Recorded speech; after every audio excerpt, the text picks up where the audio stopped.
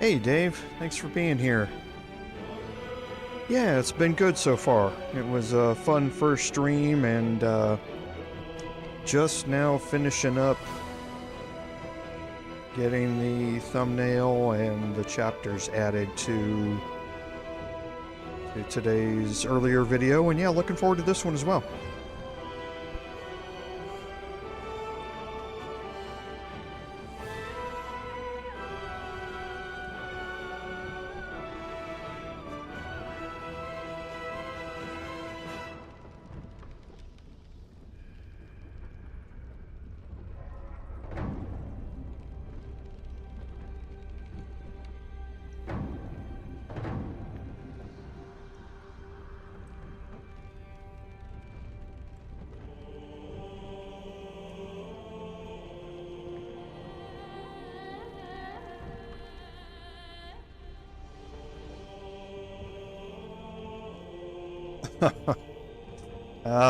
I had to play it through from the entrance to the mountain pass. So it auto-saved right when I came into the mountain pass, and that was the only save that I had. So luckily it wasn't all that bad. It was just, looting a few crates that were scattered about and then replaying the undead encounter again. I played it the same way. So I split them apart, took a group in the south and a group in the north, and split them apart, worked out the, very, very similarly. So it wasn't all that bad, took me 20 minutes or so. I'm much more regretful though about having to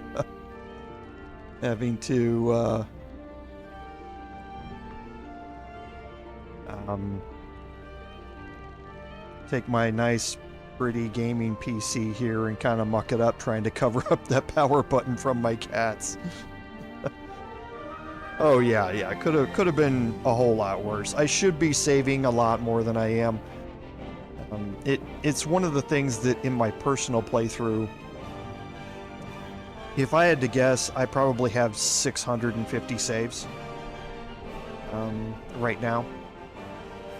But on my live stream playthroughs, I tend to get so caught up in talking with all of you and explaining my actions that I just forget to save. So I should be doing it a lot more often, I'm just not.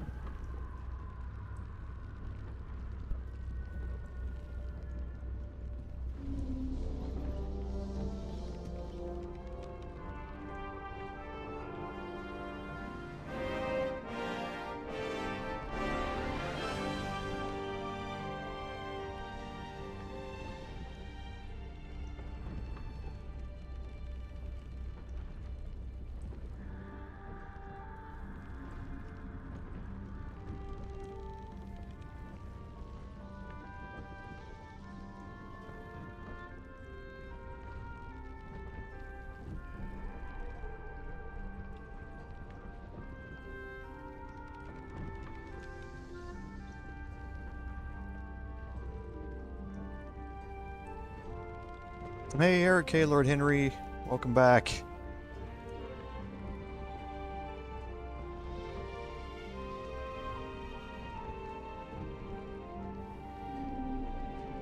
Oh jeez, yeah.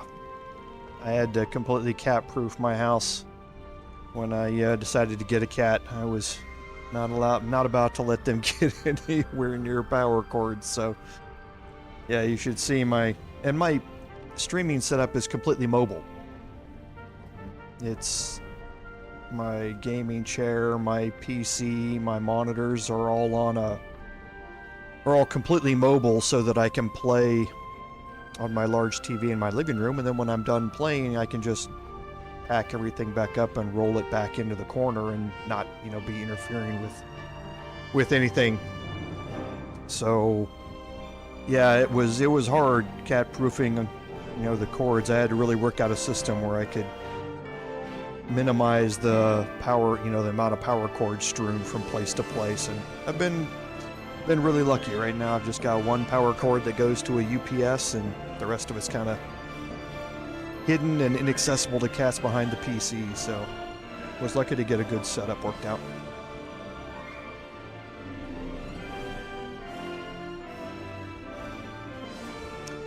That's right, Dave. Yeah, we're into the last part of what I consider Act 1.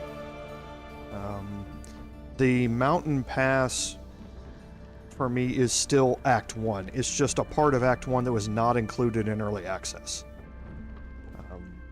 The entering the Shadowlands, whether you enter it through the mountain pass or through the Underdark, in my mind, that is what begins Act 2. So other people will disagree, saying that you don't really get into Act 2 until you hit the point of no return message and that sort of stuff. However, I tend to break it. There's a major content shift between the Underdark and the Mountain Pass and the Shadowlands. So I consider that the start of Act 2.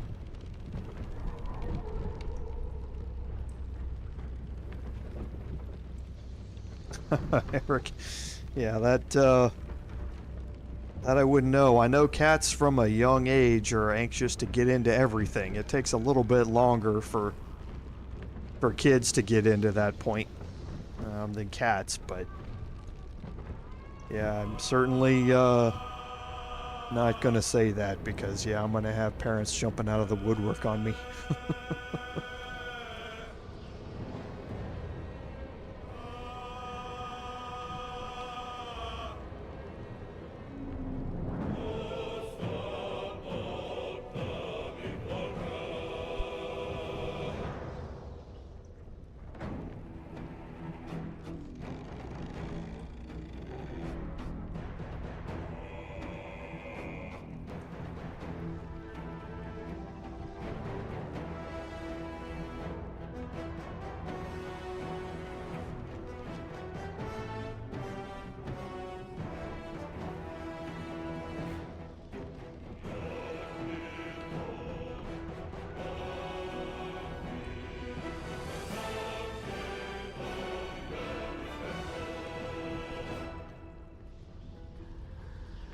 I think my voice is all rested up. Had some good lunch here, so should be all rested up and ready to go with this again.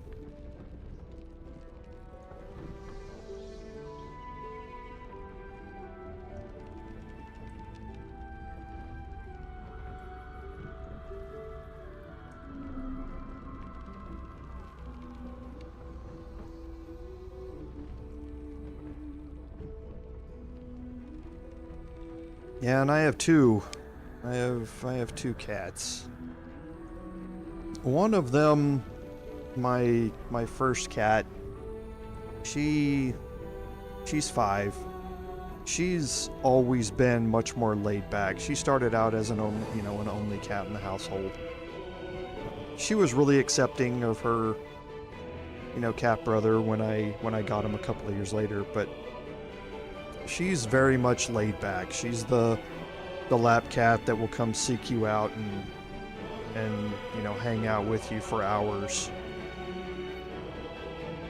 My male cat he's crazy. I love him to death, but he's crazy. And he wants to be, he's Velcroed onto his sister, so wherever she is, he's not far behind. And he loves sleeping on top of my gaming PC. And that's because I have an AAO, and the radiator is exhausting upward, so it pulls the CPU heat out, and she just loves that warmth. I always have IQ open, so I'm always monitoring the temps and everything to make sure that's not becoming a problem. These games don't stress my CPU that much. But she loves being up there, but she takes up almost the entire top. So when he wants to jump up there and be right next to her, the only spot for him left is right on top of the power button. And so if I see him getting ready to jump up there, I will, tell him no. I'll kind of ward him off, or I'll put my hand over the power button so he doesn't do it.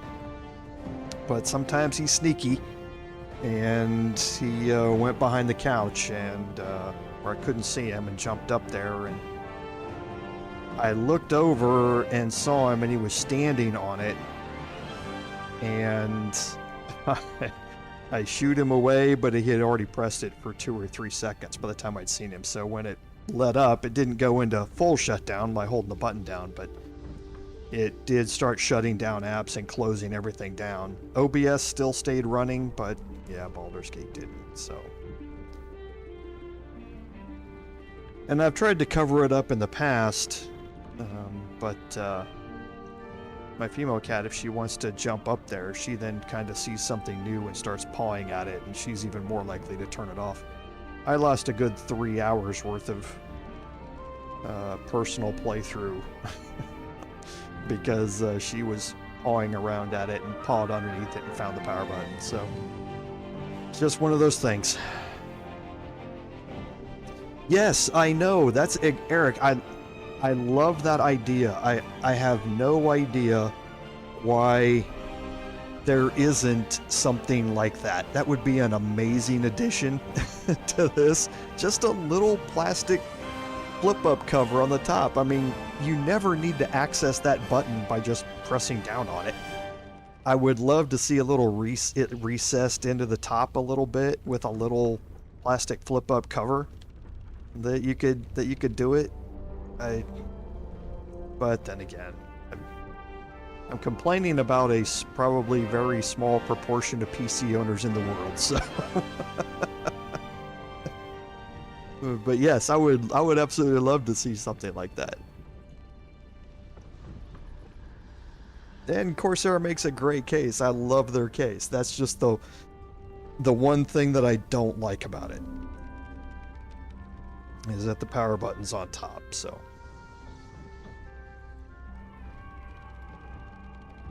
Yeah, I probably could. I mean, my gaming PC was an investment for me. I didn't have a PC.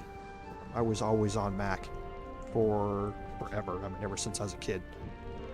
So I didn't have a PC. It wasn't until my Mac started to get a little old and I downloaded Baldur's Gate 3 for Mac in early access and played it, and it just didn't run. I mean, it played great through the very first portions of Act 1, but then, through the Ravaged Beach, but then it would just slow down, frame rates would tank, and I couldn't play it. So that's when I looked at buying a PC, and when I did it, I figured, well, I might as well look at the whole streaming aspect, since all you really have to do is click one button to start streaming and see if anybody would enjoy, watching me stream. So I built a PC to do it as an investment. And it looks really good. I really like it. And I could kludge something up there to put it together. I just don't want to. It looks so good. So, but if it keeps in, this is the 3rd time, I think, since having the PC that it's happened, so it's not like it happens every day. But we'll see. Who knows?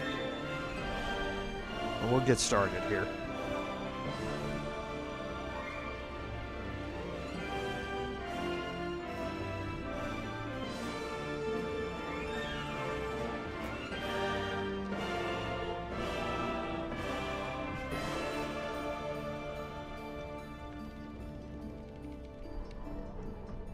Welcome everyone to today's live stream.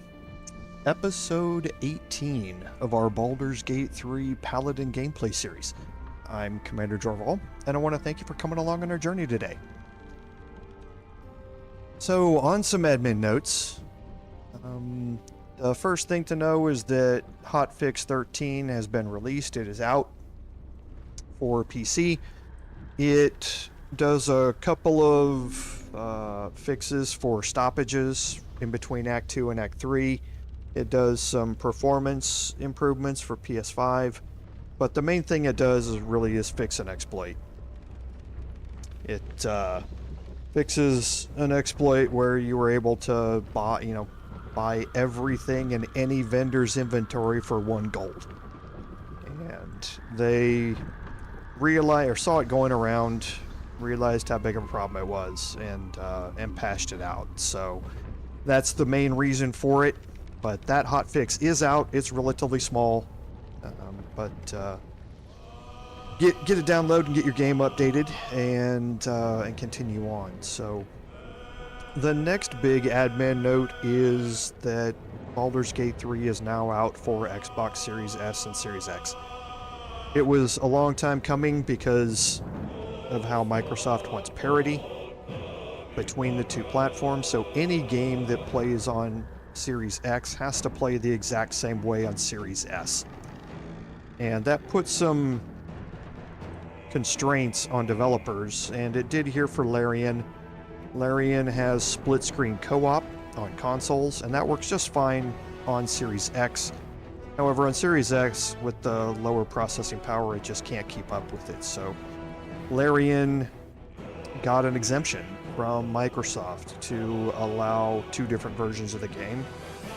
And it's now available on both S and X, and that's what took a long time for them to get the release done, was going through all of that paperwork. It released on Thursday during the Game Awards, and it's now out. So if that is your thing, and I have a Series X myself, download it, and good luck to everybody on Xbox. I'm certainly happy you get to now play the game as well.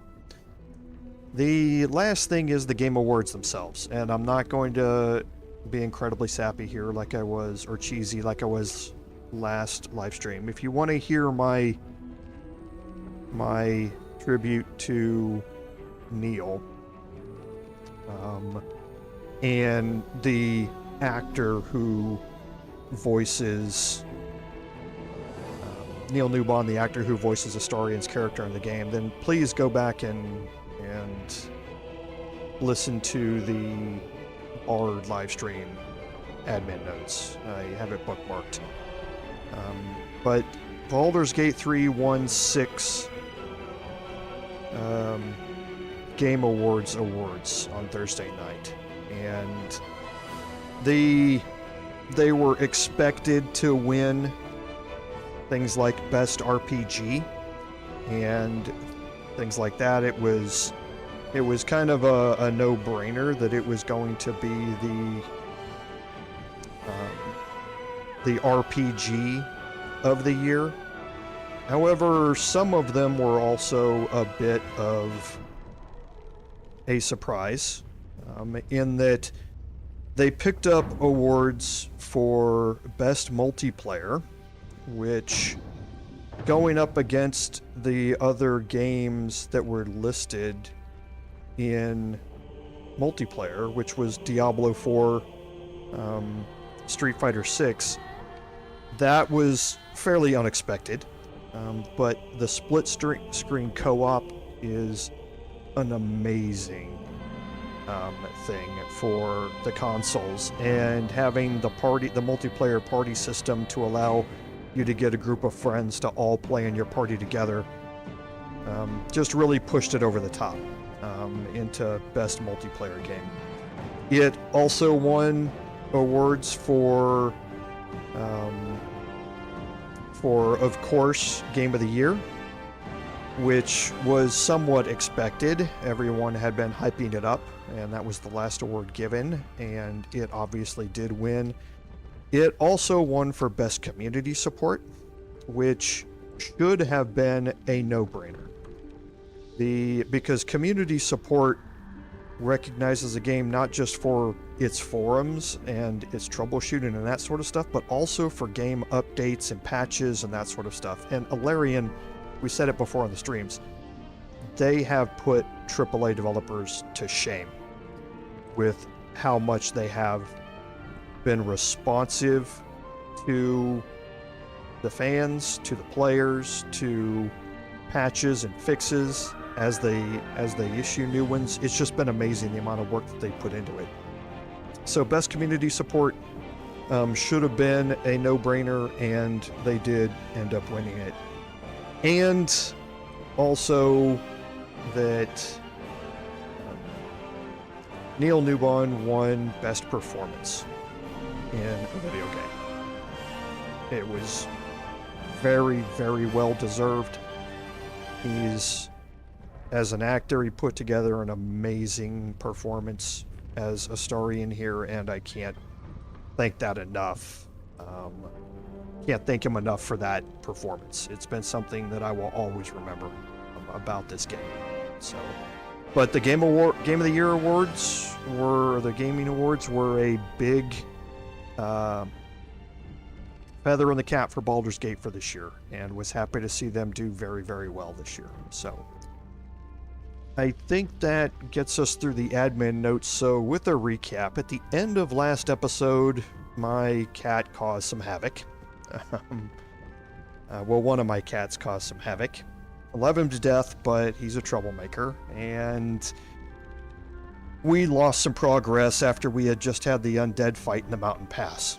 Off stream, I went back and replayed it, played it the same way, got us back to, I even artificially used some spell slots to kind of get us back to the same action economy that we were before, because it went a little bit easier in my off-stream playthrough. And that's where we're going to pick up. We're going to pick up where we're in the same spot, almost the exact same results and action economy as we were at the end of last live stream, where we were exploring the mountain pass and we had finished the fight with the undead here. So before I start this, I do want to take one look.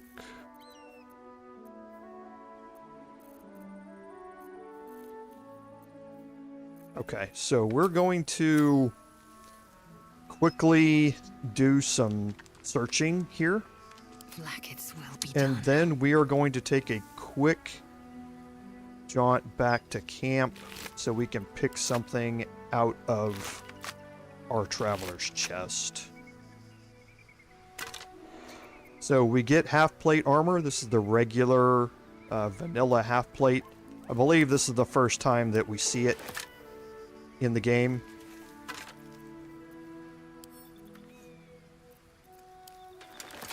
But something we'll be able to sell off. Looking ahead. And now that we're all grouped up here... Oh, forgot there must have been a mine, a repulsion mine that was up here that Shadowheart tried to walk through. So before we head up to the top and do some more exploring there, we're just going to quickly go to our camp.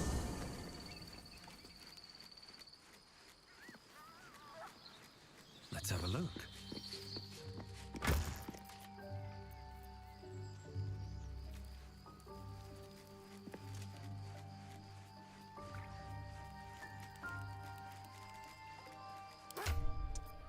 Okay.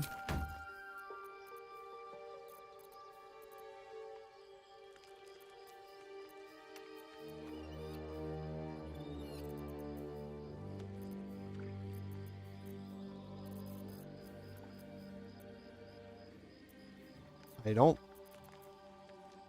think I would have sold it. I was holding on to it for a specific reason.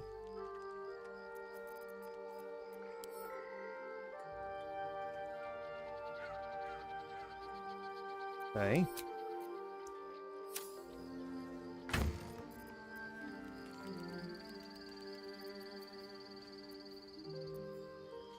I'm looking for the owlbear egg.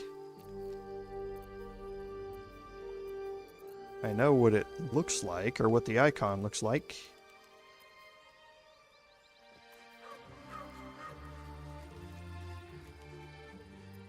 I just don't see it.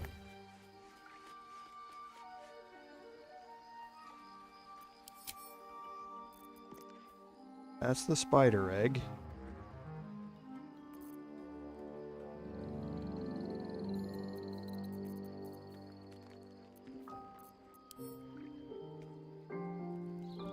Yep. I don't have it. I have no idea what I did with it. I thought I had kept it because I wanted to illustrate this, but I guess I don't. So we'll head back out, and we're going to head up to the north side here. Yeah, I just looked through them, Dave. They, neither Will nor Astarion has it. So... Never wanted the easy path.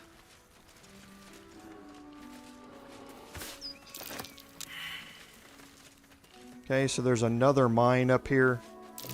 Watch how you go. It's a trap.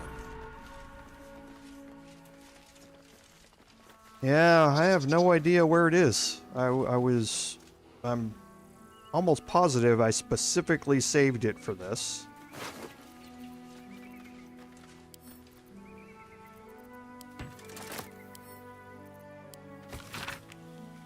Okay, so we have a note here that talks about delivering Ravengard to General Thorm. That's going to be a... Yeah, I did. I already did that. There's no items found on any of my characters here for the owlbear egg. So, nothing there. And it's not in my camp chest, so I don't know where it has gone. I don't know why I would have saved it, or why I would have sold it, unless it was a misclick or something, because I was specifically saving it for this. But... So we're going to cast Speak with the Dead on the Dead Zealot here. No, Em, that's alright. That works. And learn more about what happened here. The corpse regards you lifelessly. Samuel Staxford, devoted servant of the Absolute.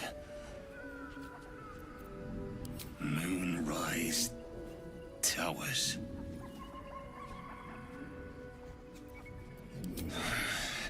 Githyanki youths. Following orders of General Thorm. Find Duke Ravengard. Bring him to the Absolute. The spell's power wanes. You can ask no more questions.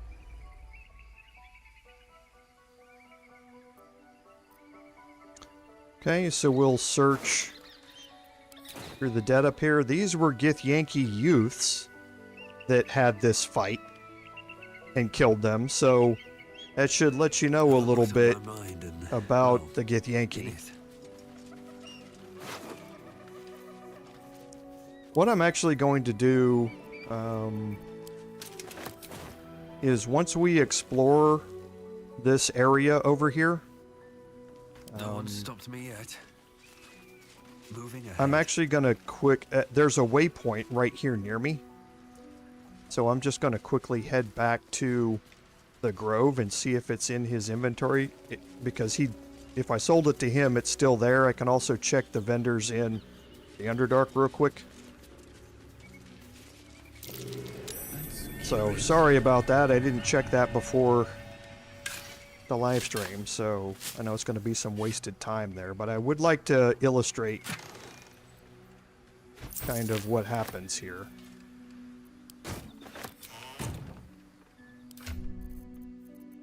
Lysel's encumbered, so we'll move some of this off to Shadowheart.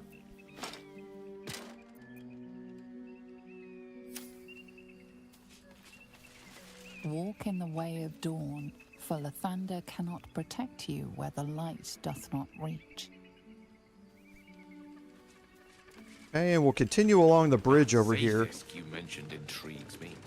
Care to tell me a bit more? An intricate device crafted by Malar, our most gifted artisans. I am sworn to say no more.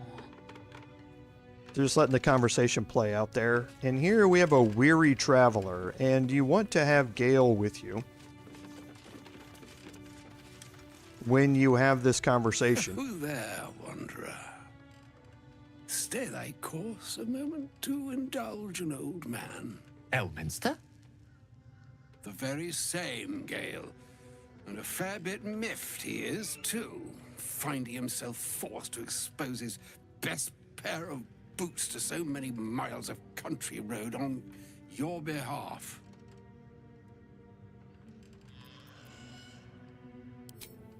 Meet Elminster Ormar. A good friend of mine, but rather more significantly, he's the most famed and respected wizard in the realms.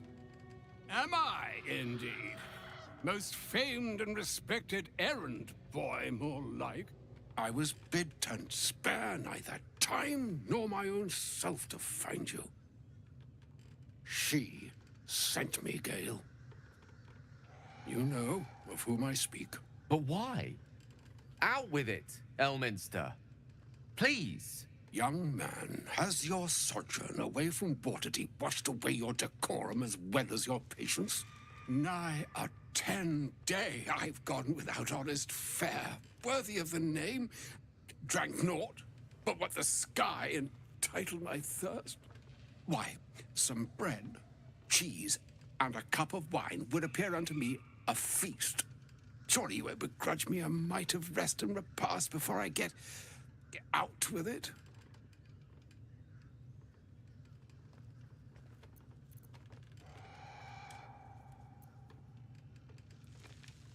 And a great kindness that would be. See, Gale, even in these barren parts, the art of hospitality begets inspired new works, if only one keeps up the practice. Oh, for the love of...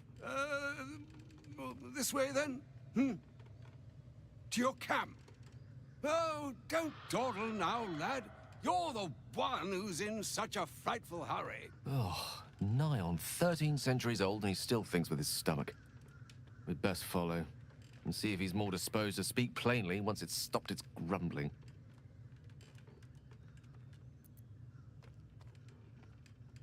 A wise choice.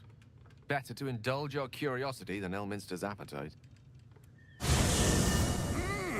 Yes, what a delightful wedge of old Arthurian that was.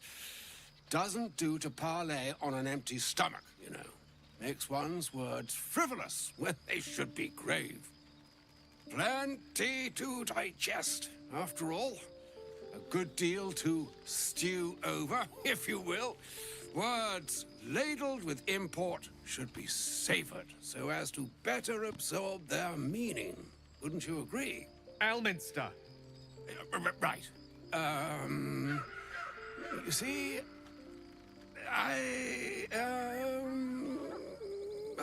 well, that is to say, Gale, my boy, I've come to address a most pressing matter. I'll speak as plainly as I can, forswearing the accustomed frills that decorate my speech. I'm here on behalf of Mystra. The message and the charge I bring you are hers.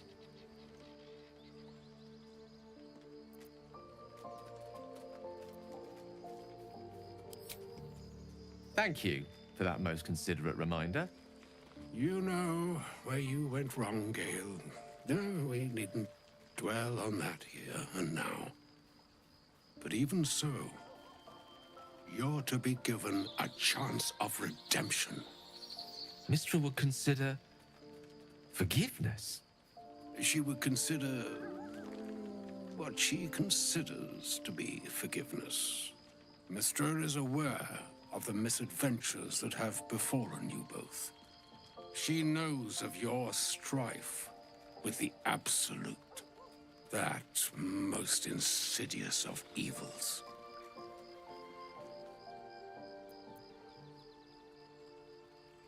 The very purpose of my presence, in a roundabout sort of way. You must know that the Absolute is more dangerous than you can possibly conceive. It threatens all who live, even those who are undying. It threatens the gods, the weave, the very fabric of the universe itself. That is why I have come here to charge you, Gale, with its destruction. It is Mystra's belief that only you can. The orb. Precisely. Mystra has granted me the power to stop the clock, as it were, on the orb's rush to overpower you. Instead, you will be able to unleash its lethal combustion at will. Interesting. This could be help or hindrance. We shall have to see. You must find the heart of the Absolute, whatever that may be, and use yourself as the catalyst that will burn it from this world.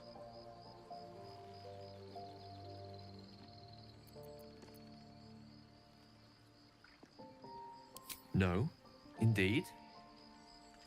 But I think she trusts me too. It brings me no pleasure saying this, my friend, but such is Mystra's will. Yours must be the sacrifice that will undo the Absolute. And for your sacrifice, you will be redeemed. Such is Mystra's promise. With that, I've said my sorry piece, and need only bestow unto thee the charm I was bid. Meine hastra mistraril Italion thras annas diffra.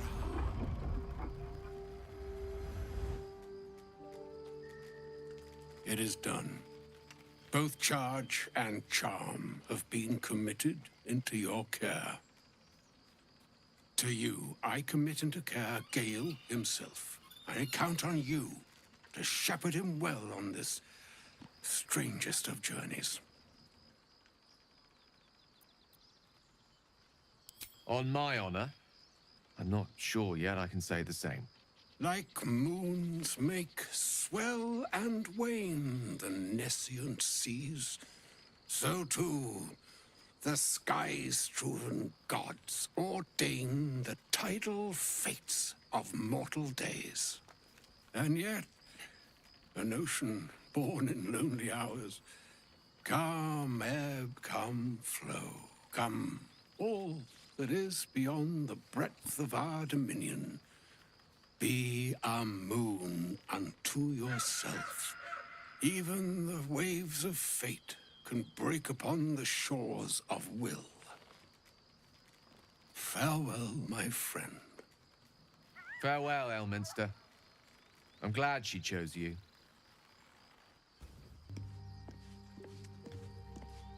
Okay, so Elminster, and I'm not going to go too deep into the lore of the Forgotten Realms, but Elminster is the most powerful and preeminent wizard in the Forgotten Realms. So the fact that he claims he was wandering around without food and water forever when summon food is a spell he would have access to on his own is kind of funny. But there's a lot of lore behind him. The writing for that was amazing. It sounds just like you would expect Elminster to be. And he's delivered a word to Gale here, in that Gale now has control over the orb in his chest. And you can see that here. There's the Netherese Orb Blast. Gale triggers the orb in his chest, destroying everything and everyone in a wide radius. And yes, that spell does exactly what it says on the tin. That action, I should say, does that. So it's a it's a end your game button. For now, it can be used otherwise, which you can use Gale as a suicide bomber.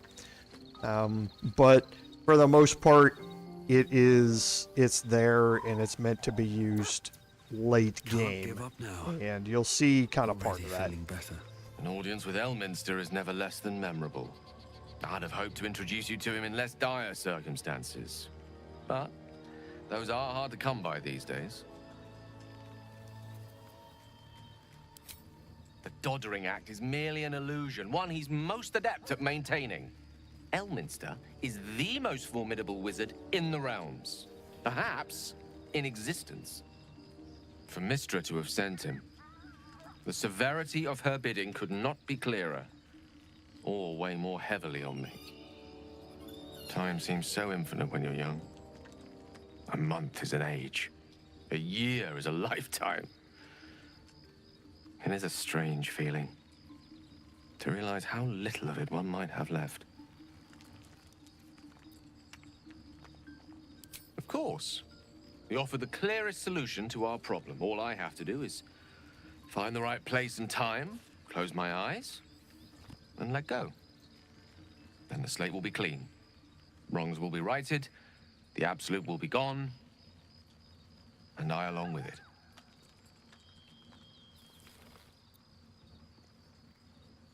I've no doubt she has the power to do so, but as for the permission, Ao would not look kindly on her meddling in mortal affairs. Divine intervention has a tendency to make things worse, not better. As for Elminster, he's saved the realms more times than legend can recount. But to take on a god is no easy feat, even for him. My orb is the best chance we have. And only I can wield it.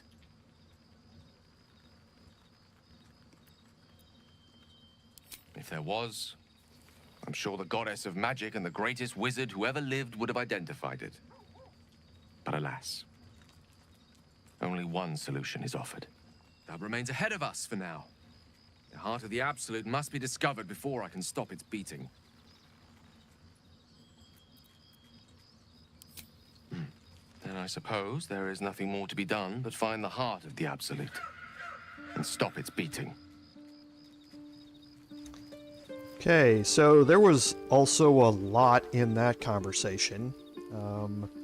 Specifically, Lord Ao, who is kind of the overgod of all of the worlds, and including the Forgotten Realms, obviously. And there's a whole lot of lore that goes behind that, but even Mystra is responsible to someone else. And that someone else doesn't like the immortal gods playing in humanity's internal struggles very much. So that's kind of what the whole thing was saying there.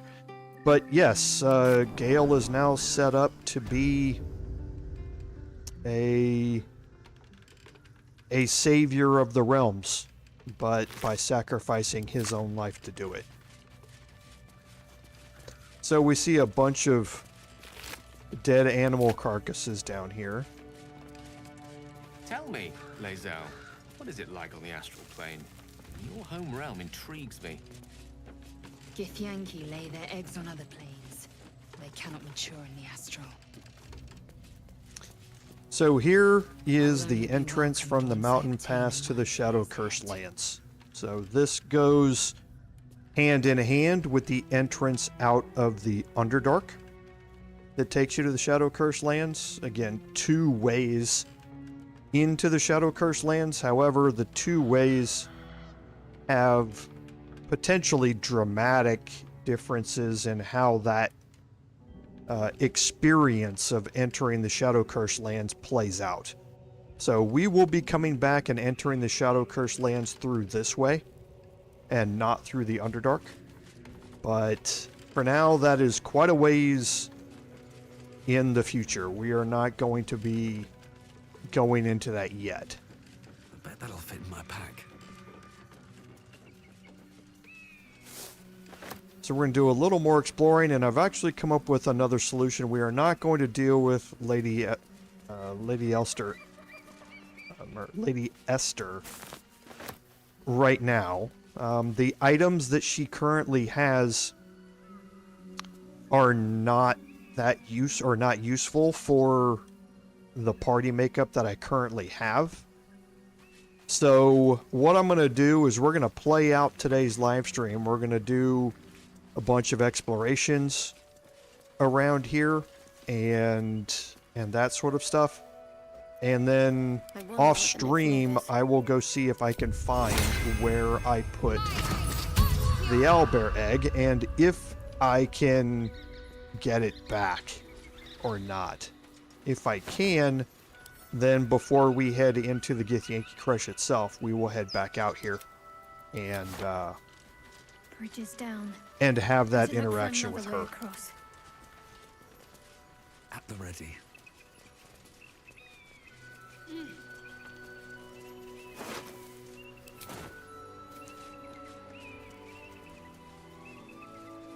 Okay, so I'm not sure if we searched the opulent chest here or not. We didn't.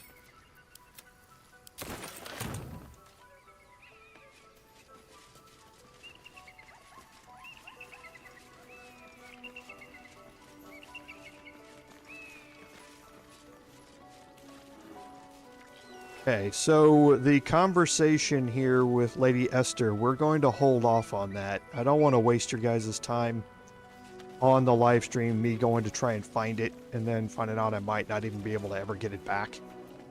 So, I'll do that off stream.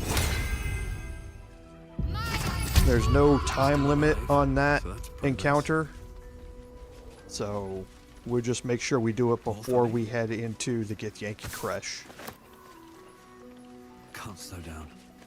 It's not going... The way I plan on playing it does not affect the Githyanki Creche in any way either. So, no need to waste our time on it now. That's my fault for not double checking before we got here. May his gaze shine upon you, pilgrim. Okay, so here you can see that we have a trolley car. It's down here now. We have a cable car wheel here that can be used to bring it up. Curious. That will not work. It's a pretty high DC here.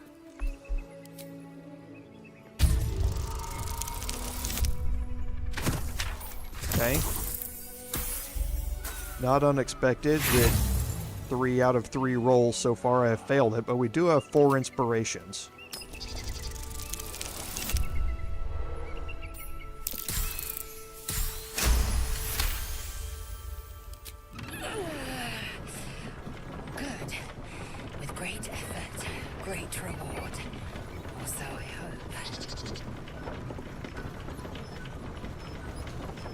So not really that great a reward, Let's get going. but we will How much farther can I go? take this down and... Excellent choice. Blacketh's will be done. All's well that ends. What is your interest in the astral plane? It is a beautiful place. Or rather, the absence of it. The astral plane. Everything is eternal. It will be my home soon enough, should Blacketh will it. Okay, and it deposits you out here. If not over, then through.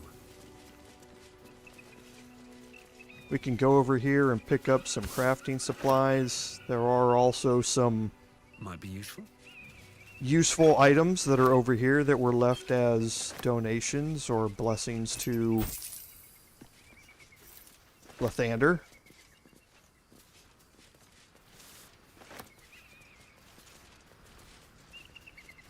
And now we're going to head back this way. And when we get down here to the bottom, we're going to head to the right. Heading to the left is how you continue on toward the monastery. We're actually going to head back this way.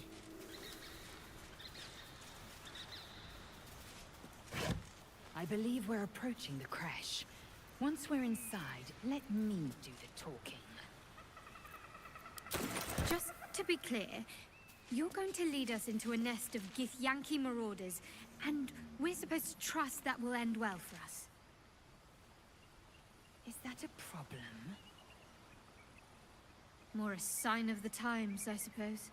Yeah, that is true. Silent resignation to the fact that No time to rest. this is where we are and what we're doing. Don't waste a step. Okay, come back. Come back. Okay, so Shadowheart's the only one left. That's the second time I've done that. Where I don't get the notification until late and I click farther up and everybody walks into it. See if Shadowheart can do it. I doubt she'll be able to. Oh, she did. What do you know?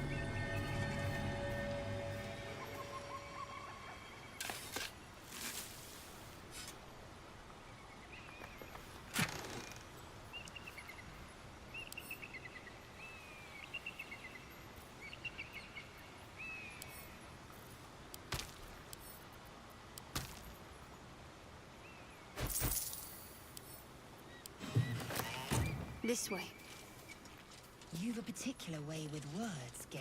Okay, and this little area out here just leads you back down into the same basic area where we were. There's just a couple of crafting supplies that we want to pick up.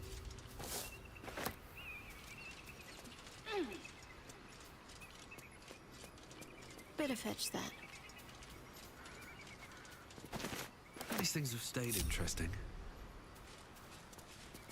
These boots have seen everything.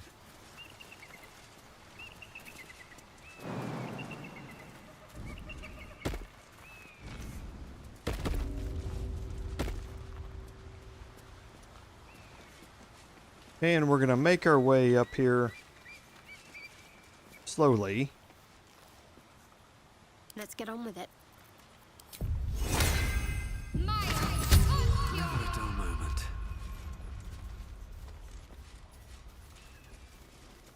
There are some berry bushes where you can get some camp supplies On my way. as you go through this.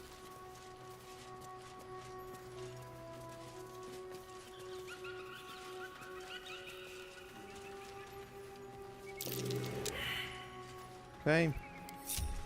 My faith protects me.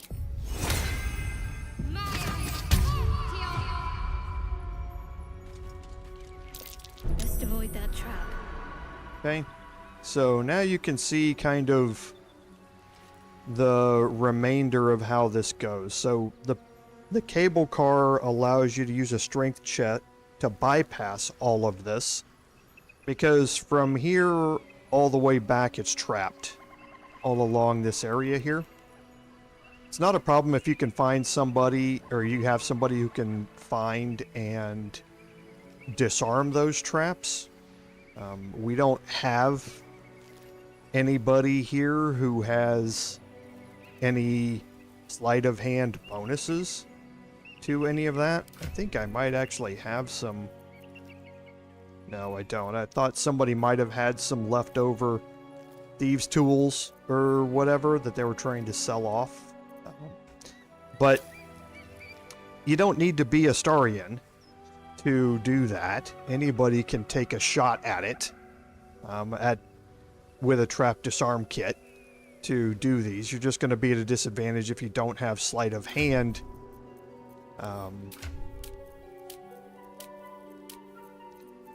proficiencies or any of that sort of stuff. And, you know, Shadowheart just has +2 at the most out of anybody, so you're not getting Astarian's, you know, huge amount of bonuses to go with it. But that's really all this path is just making your way through trapped areas. There's nothing else to discover in here or anything like that. And then up here at the top of this is up where the cable car is. Right, so you don't really miss anything. as long as you come back and you have an option here to talk to this blue jay. I've got a long road ahead.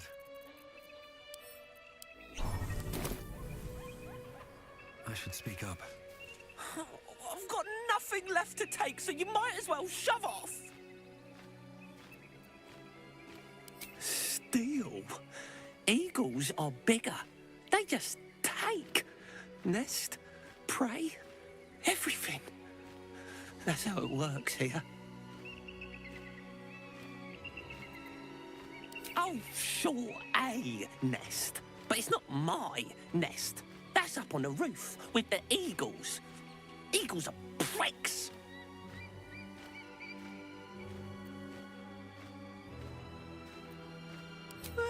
Some poor little tit who wasn't paying attention.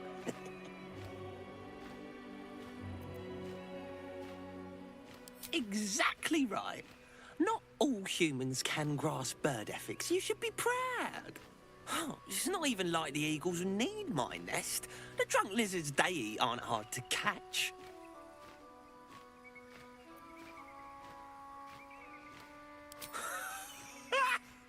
You? Kill an eagle?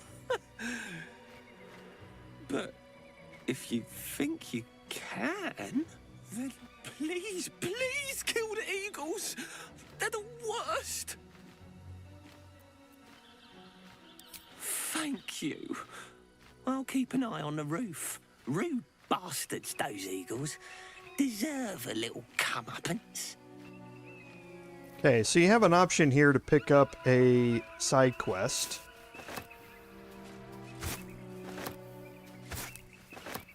For the blue jay. There's also a key here. Don't mind if I do.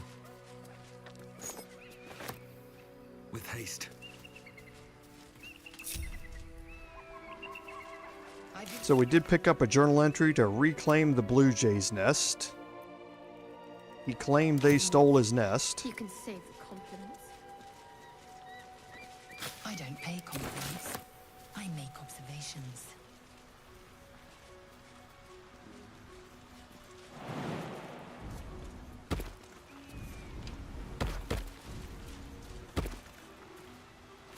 Okay, so now we're going to make our way back down where we were again.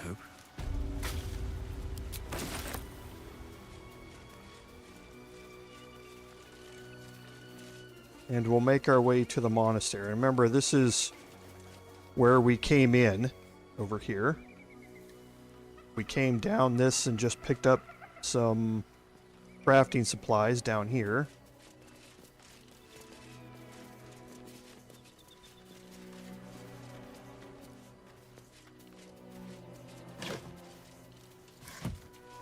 And here we're going to unlock our waypoint. Now this waypoint is very, very useful because Rosymorn Monastery is quite maze-like and you can get lost fairly easily. So make sure you can actually walk past this thing. So make sure you come over here and unlock it before you go in. There's also a set of vines here that can take you up top here and lead you into the monastery through a different way. We'll actually be dealing with that here in a little bit. But first, we're going to head down here toward the front gate. You can see we've got some kobolds that showed up on our mini-map. They're in a room here that we're going to have a fight with at some point. A lot of them are sleeping. A lot of them are drunk. It's a fun fight to have.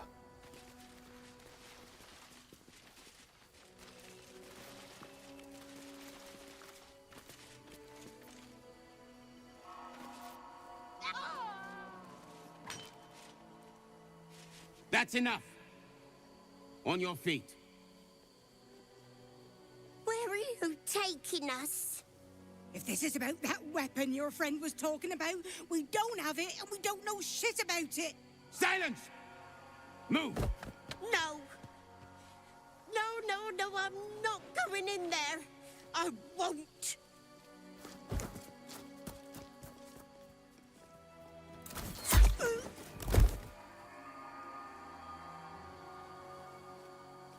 Anyone want to join her? As I thought. Through the doors. Now! The captain is expecting you. Forward, carefully. These cultists have the Creche on high alert. That they do.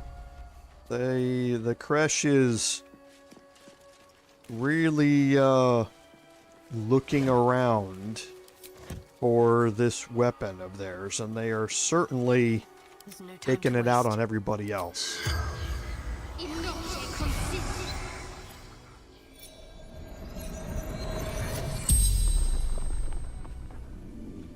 The corpse regards you lifelessly. Corliss, Undertemp, novice of the Absolute. Searching, hunting for weapon.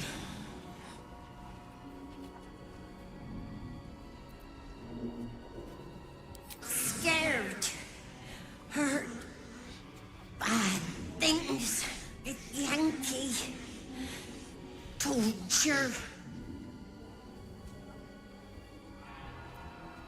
Nothing was telling the truth. Didn't know anything.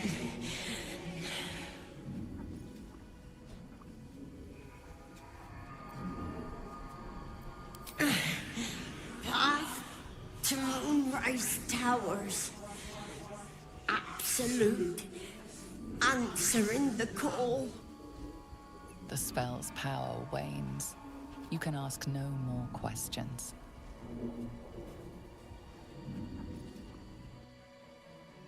Still breathing. Okay, so learned a little bit more there about kind of what's going on with all of this.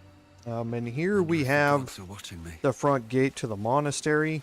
It is Within locked. the artifact, a feeling stirs. Uncertainty. Your curiosity is getting the better of you. Do not let it. Stay away from the Githyanki. They're hunting you. They want the artifact. They'll stop at nothing to take it from you.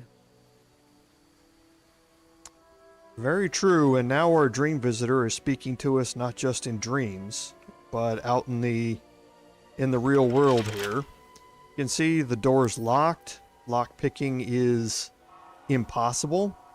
So you have to find other ways in to the monastery, and there are a lot of different ways into the monastery. You just have to go find them. So, just a prayer to Lathander here, nothing special. One of the ways that you're going to find to enter into the monastery is through broken windows. So, think of broken windows as entrances and exits from the monastery. So if you see one, go investigate it. Take a look at it and see if it's going the way you want. What do you need? It's not possible. Okay, so once you go in there, one of the kobolds is going to come stumbling in drunk and go back to sleep here. And we'll be dealing with that fight here in a second. And then here you have some knotted roots, and those knotted roots, again, take you up to the top, or up to another entrance from, or into the monastery. Then if we make our way out here,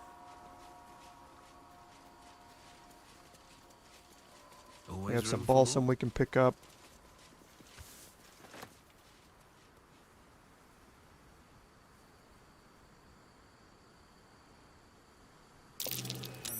Crushed underfoot.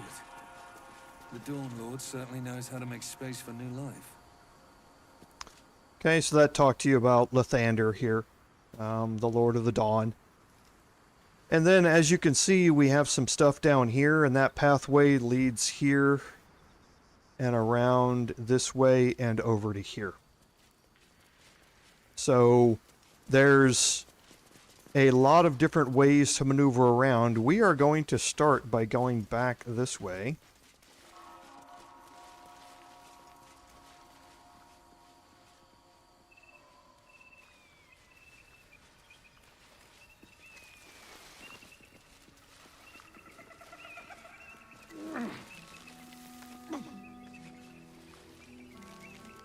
Okay, up here you're then able to jump across to here.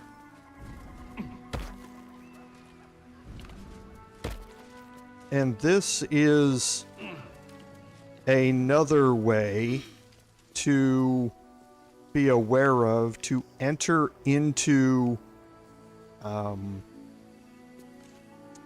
monastery through these barricades that are around. So you don't see these show up on the maps very much.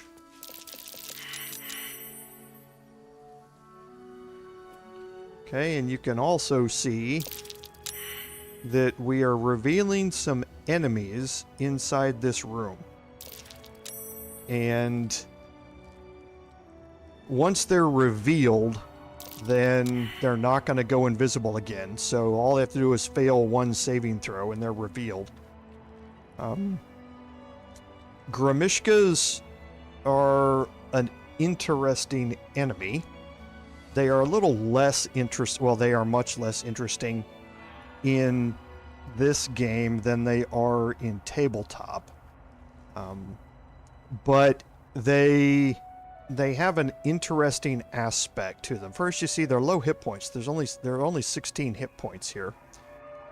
They have a trait called Magic Allergy, which in tabletop once a day. I don't know in this game if it's multiple times or not, but once a day, if a spell or cantrip is cast close to the Gremishka, in tabletop it's within 30 meters, so it's quite far distance, it might react to the magic and trigger a random effect.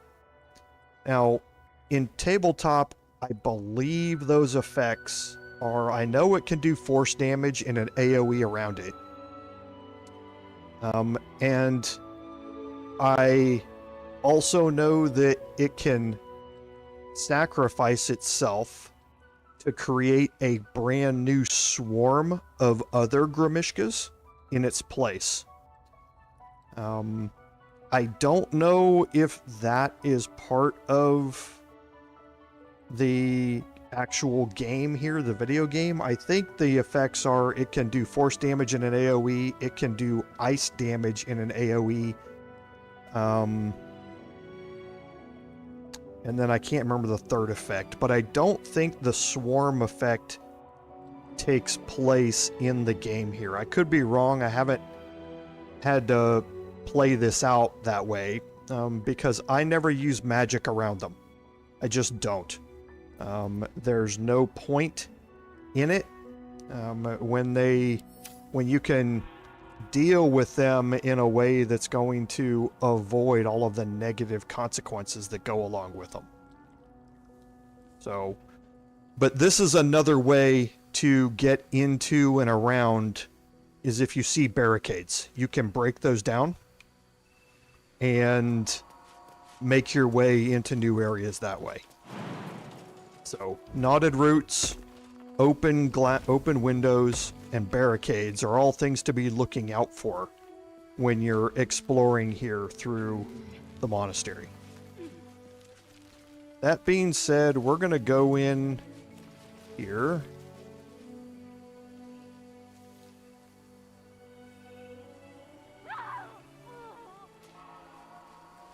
That was almost a jump scare with that respawning and causing that noise. We're going to go in here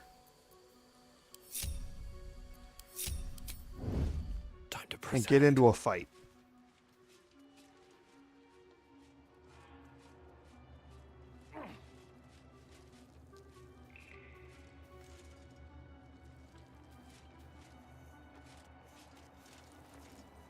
Okay, so you can see that we have a bunch of kobolds around here, and some of them have an effect called Fire Wine Belly. They're drunk on fire wine. They have disadvantage on charisma and dexterity checks. If they're killed with fire, a fire wine explosion occurs. So if you kill them just with regular melee weapons and that sort of stuff, you're fine. However, that big flaming sword on Lae'zel's back probably isn't going to be the best weapon for Lae'zel to be using here. So I'm going to swap that out for her Githyanki Greatsword. And I'm going to be careful not to be using fire arrows or fire cantrips or spells against them while we do this. So I'm going to toggle my group, and I'm just going to walk up here. Yes, there are plenty of options for that. There are a lot of fire wine barrels in here that are spread around, and there are lots of opportunities for you to break these barrels, explode one of the kobolds, and just have a huge explosion start going off in multiple locations. So we're going to play this slightly less destructive that way. And we're just going to walk up first and slap this kobold looter here. Go again. Just out of... Okay, if it one hits it, I mean, it's sleeping, so it was going to be a crit. And if it one hits it, it's not going to reveal me. So looking at some of the other detection cones that are around here, we have some more that we could probably get away with doing this with. Not entirely sure that detection cone is right, but we'll try and walk out here and see what happens. If I get detected, I get detected. I'm not too worried about it.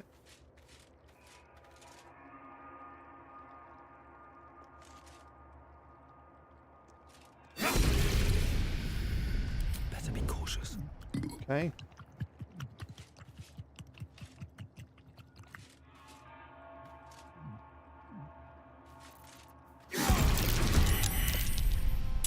Okay, so there's my detection. I don't need to react with that. Oh, it did leave it with 1 hit point. It's frightened though, so it can't take reactions. So I'm going to move here. Now are they surprised? Yes, they are. So let's... No, I don't need that.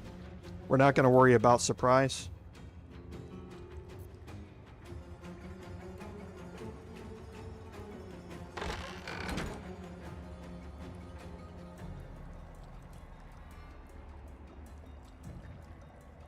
Light on my feet. What's next, I wonder?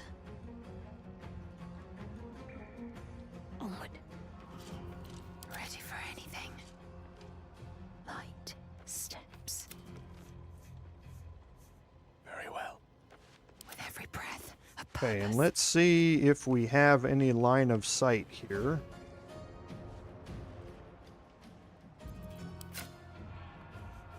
Nope, path is interrupted through all of that. Let's see if Shadowheart does. Just barely doesn't. It looks like.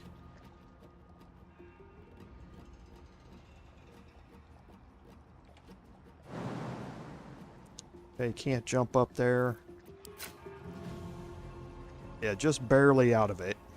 So, again, not too worried about it, though. Nothing important is ever easy.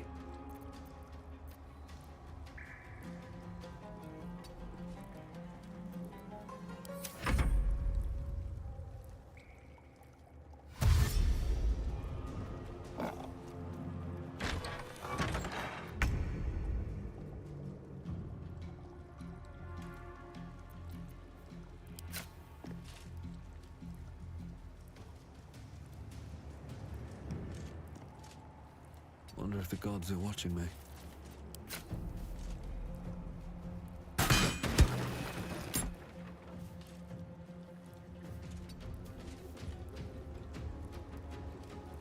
Can't see a thing from down here.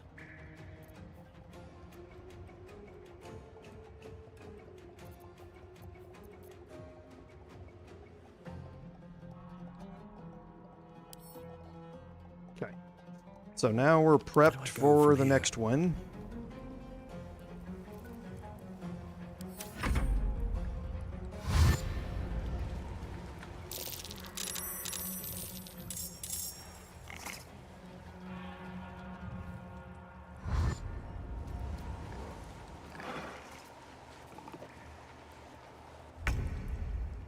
Okay.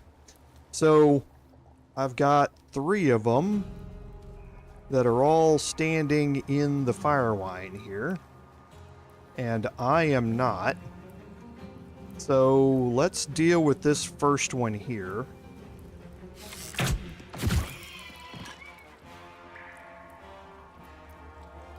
Battle of wits. And then here, all 3 of these have Firewine belly.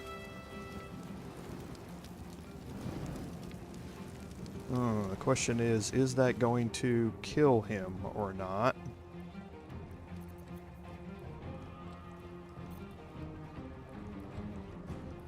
It's a little less than a 50-50 shot that it does.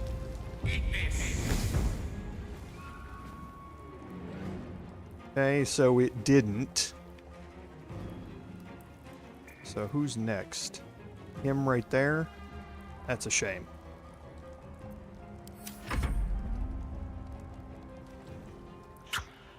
Knew that was coming. And that's why I was hoping he was going to die before that.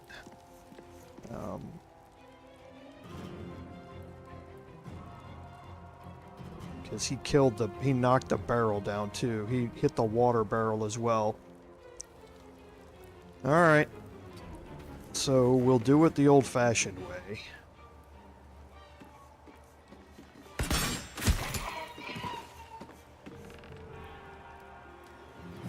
No time to waste.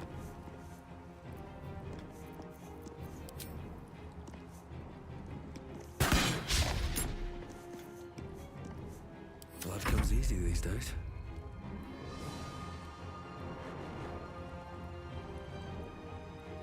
At the ready. Can I hit him there? I can't.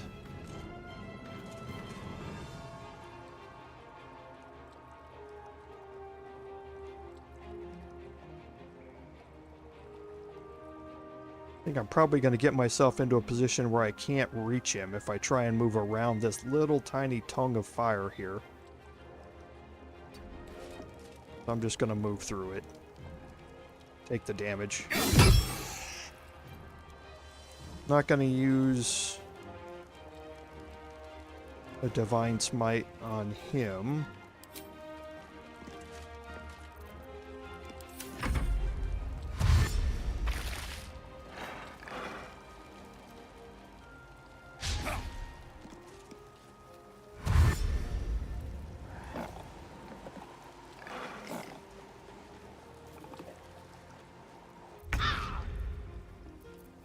Okay, and yes, now I'm gonna move you out.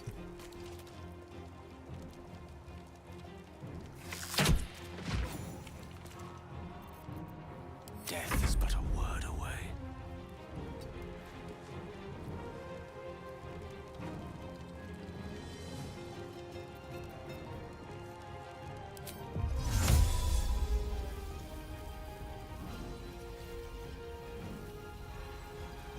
With glee.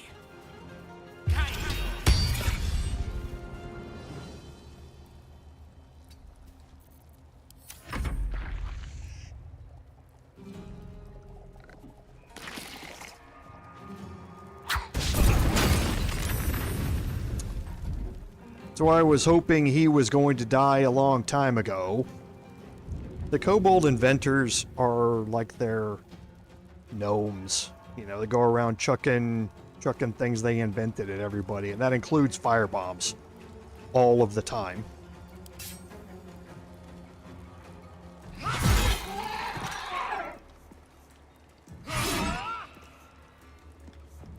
Okay. Was a suspense there? Is just trying to build up suspense, I guess. Another fight. Let's go. Now there's one more inventor, I believe. Nope, there's not. So should be okay with the rest of them. Just coming in here, taking damage as they run through.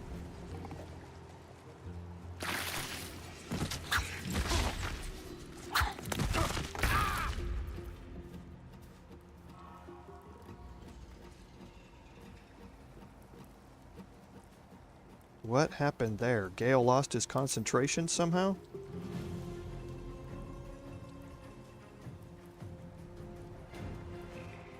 Oh, he was on fire. Okay, that's what it was. He took fire damage from being on fire, and that broke his concentration. Come on, can't okay. Stay idle. That's not a problem.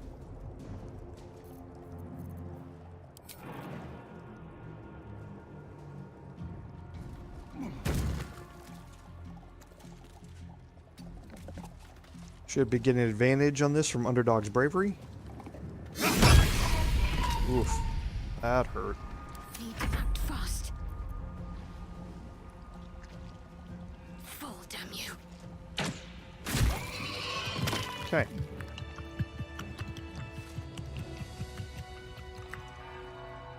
So yeah, the intent there was to kill the first one with fire, and that would have exploded all of this area here.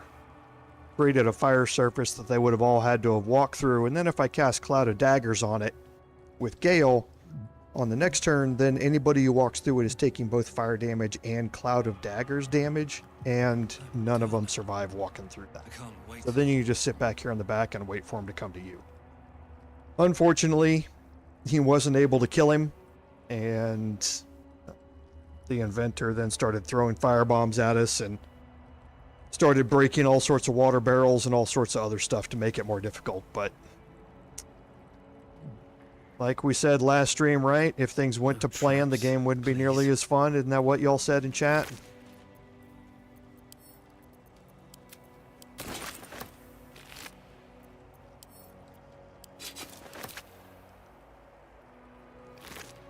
So we'll just do some quick looting here, and we will pick up all of their alcohol. Okay, you do get the Ceremonial Mace here off of the inventor. There's 3 ceremonial weapons that you want to pick up. This is one of them. It's just a mace +1, but that's not what it's really used for. Okay, there's a journal here. Basically a whole bunch of weird musings by the kobolds. But do want to pick up the Ceremonial Mace.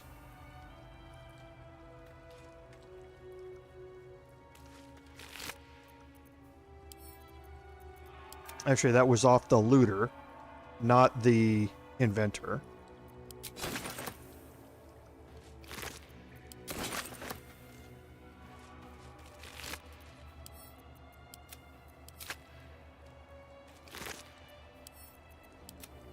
Whole bunch of camp supplies of the liquor variety. Oh, come on.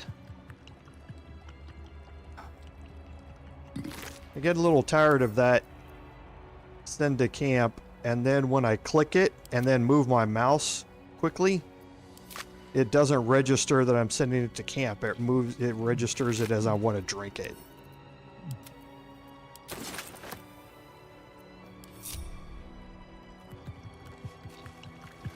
Okay, so now in this room, I don't know if you saw it there, the fire wine barrel over here. See, there's another one that says gulp This one said belch. There are more kobolds in this room. Some of them are hiding in these barrels. So this room can get very blow-uppy if you're not careful about how you play this. So we're gonna deal with this, or destroy this firewine barrel here.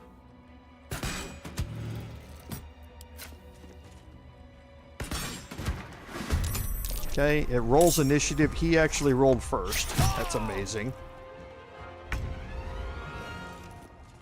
So he's going to come out now. He has the same firewine belly thing, but now you also have firewine all over the ground.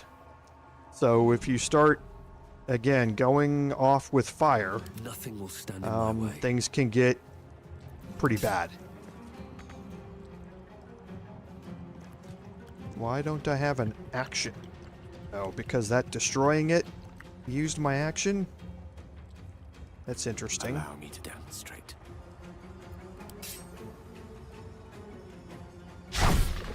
Get to let Gale show off his melee prowess. See how well that worked. Got to concentrate.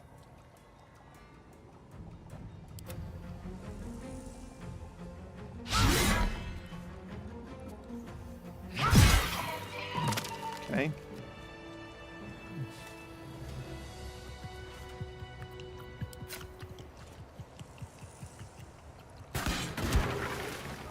Okay, so there's not one in that one. There's obviously not one in this one down here either.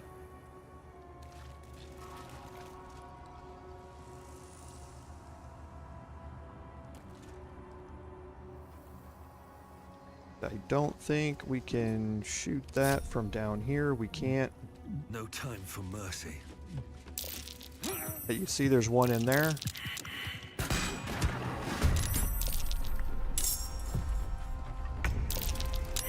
Hey, it looks like Lae'zel can get up here. And we're rolling all against all the Gremishkas up above us.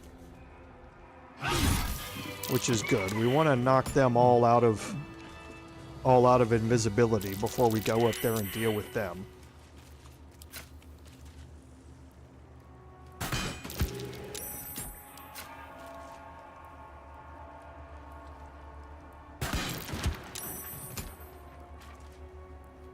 I'll strike you down. Okay. So now I think we have cleared out all of the kobolds in the room. What's hiding here?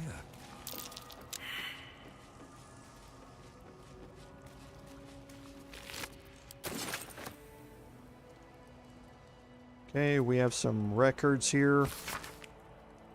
Just talks about random stuff from how much they've sold of the wine. Okay, there are a whole bunch of wine racks down here. And these mostly have camp supplies in them. I need to find a way forward. There are also other barrels around here. Some of them, I don't think this one does. Yeah, it doesn't. But you can quickly see how the entire floor gets completely covered in alcohol and can cause a fairly bad explosion to take place.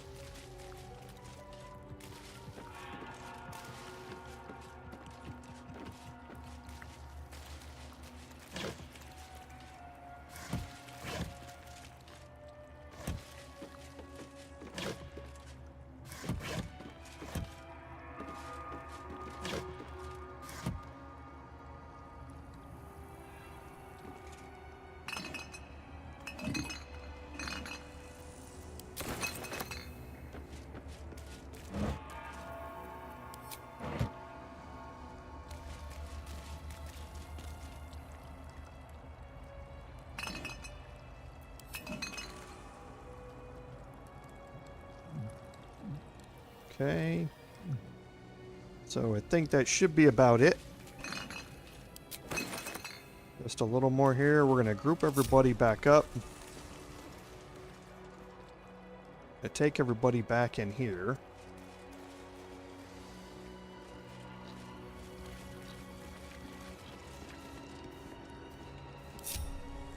Lovely day, this. For now. Oh, there is one more in that barrel there.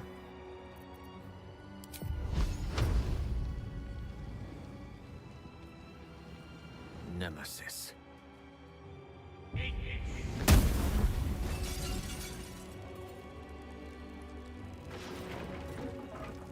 Okay, so like I say, you can see how bad things can get in this room.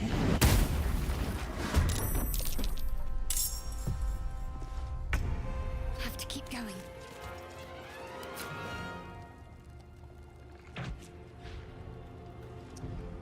Great, thank you. I'm going to move you up and let you take the attack then. Yeah, good call, Eric.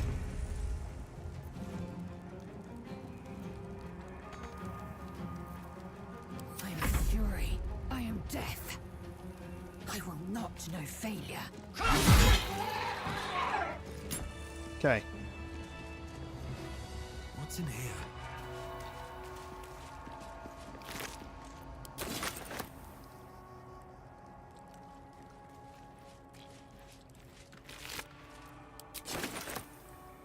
Alright, so we're going to group everybody back up.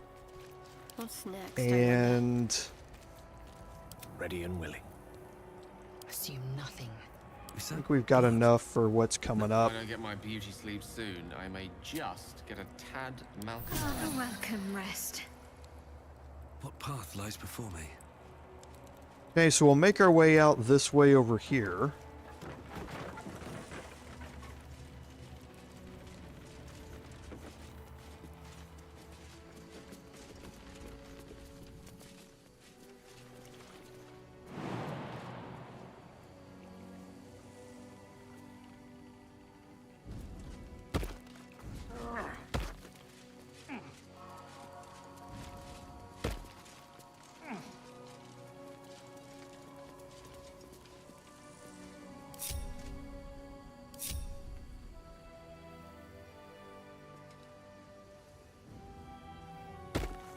Thing. Oh boy.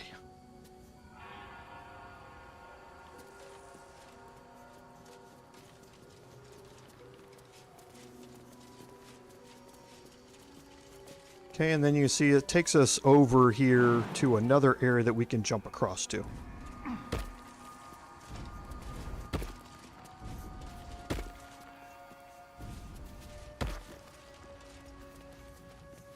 Okay.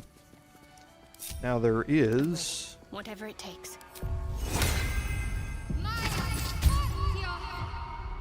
Onward. Ever onward. That's curious. Hey, another dirt mound here.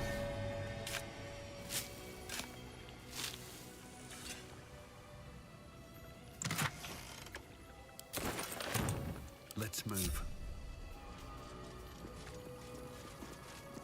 Okay, and now we have a couple of different ways we can go. We have some knotted roots here. Very well. That's curious.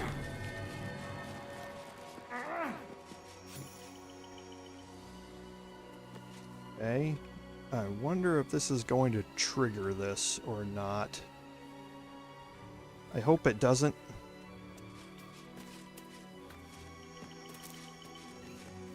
I'm going to go over here and just walk around this upper area here. Time to skulk about. And make sure that we have brought all of the Gremishka down below out of invisibility. I think we have...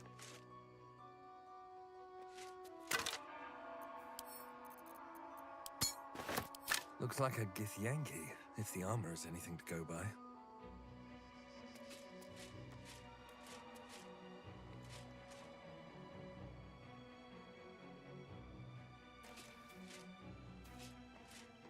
Okay, so Where they're located, this one looks to be a little bit harder.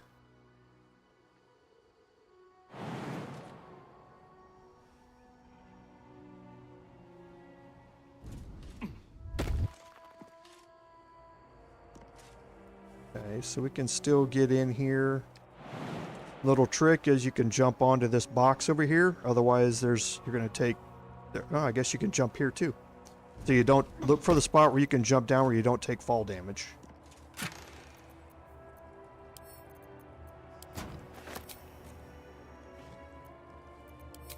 Okay. So there's a trap disarm kit.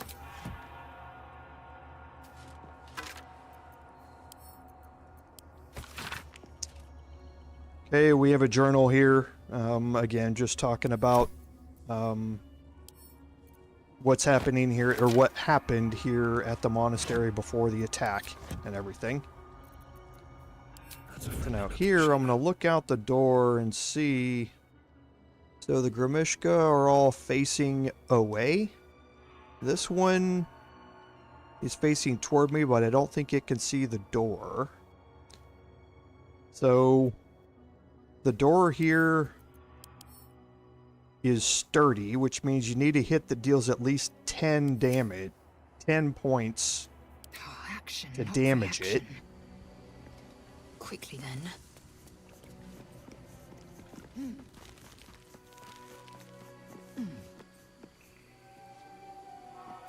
And because the Astarian's not with us, I'm not lockpicking it.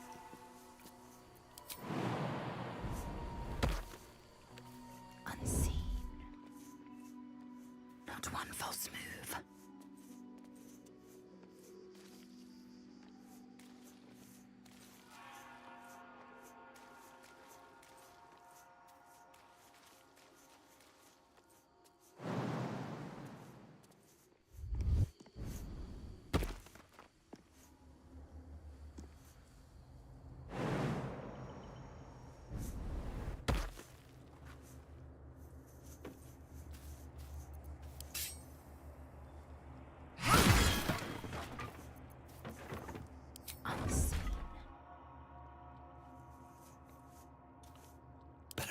Okay, and I'm going to move myself right into the doorway here,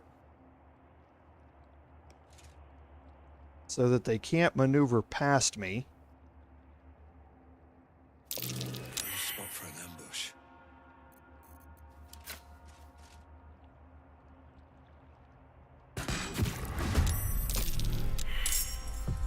Okay. Now they're all surprised, which is to be expected.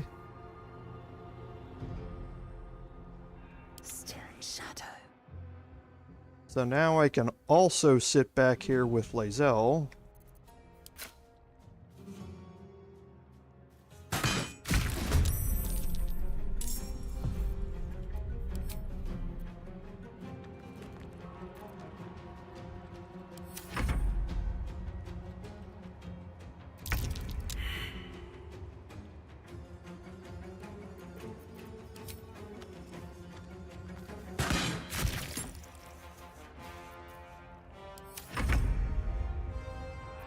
And let's see if from here we have shots on anybody else. We do.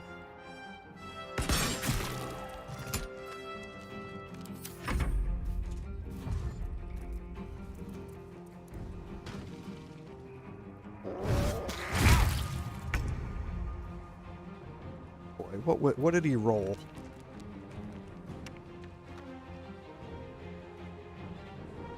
$15. Okay. Well, we sent reeling for 5 turns. So he's not going to be able to hit me again, I guess, after that. So I'm just going to leave him there in the middle. The first time I've ever seen him jump past.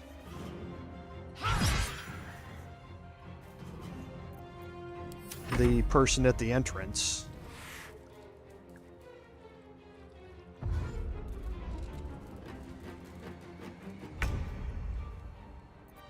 Okay, so I'm gonna leave the one that's reeling there.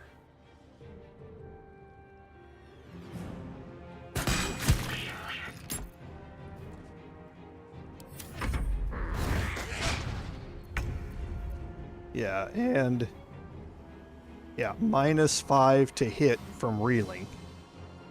Rolled a 4, so it wouldn't have mattered much anyway. They've got to roll 15s or above to hit me. But still, with a -5 from reeling, yeah, there wasn't much chance that was going to hit. You bow or you break. What was that? Oh, they're getting some weird animations here.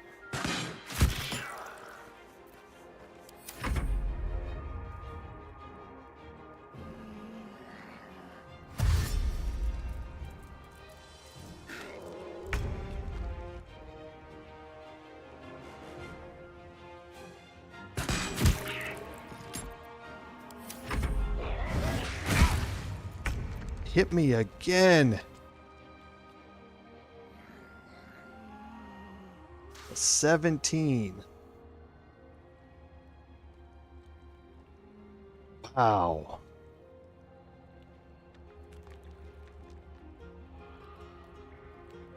Wait a minute, where's the... Who hit me? Was it this guy that hit me? It had to be him instead. Because this one, there's no -5 to hit there.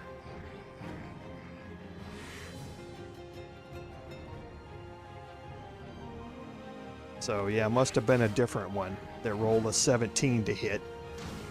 You bow or you break.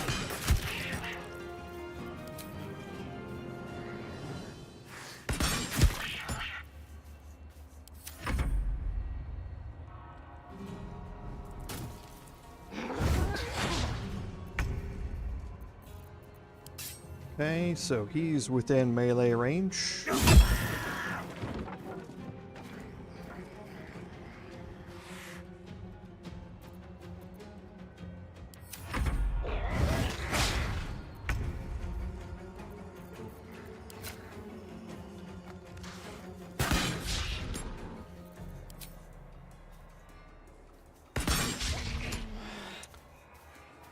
Two ones in a row.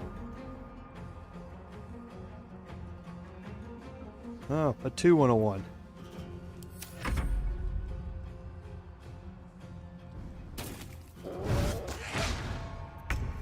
Okay. And this is why you fight in the doorway.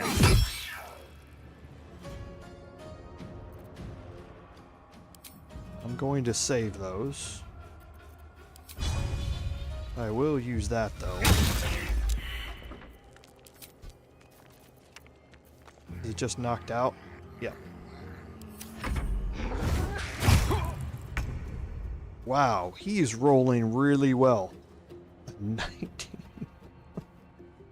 How come I don't get those rolls?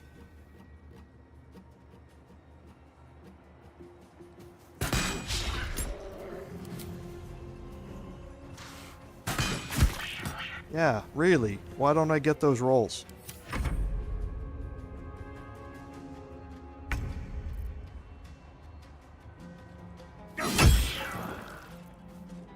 Time to strike. This is your end. What was that animation? Like she's using... How many ones are you going to roll?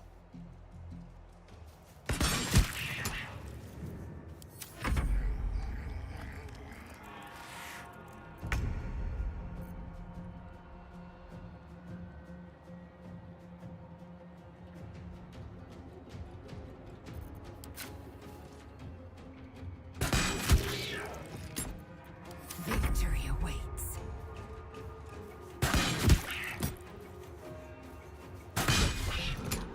Wow. Another one.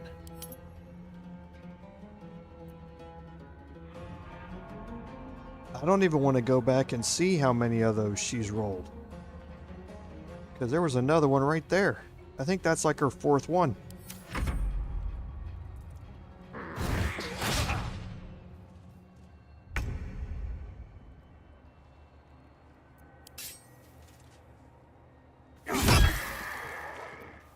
I will ascend.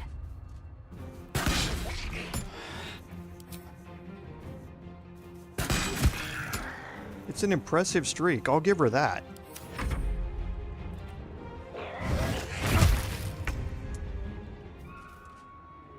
Rolled a 16. Didn't expect to get hit this much. And I didn't expect to roll this many ones. It's comical at this point.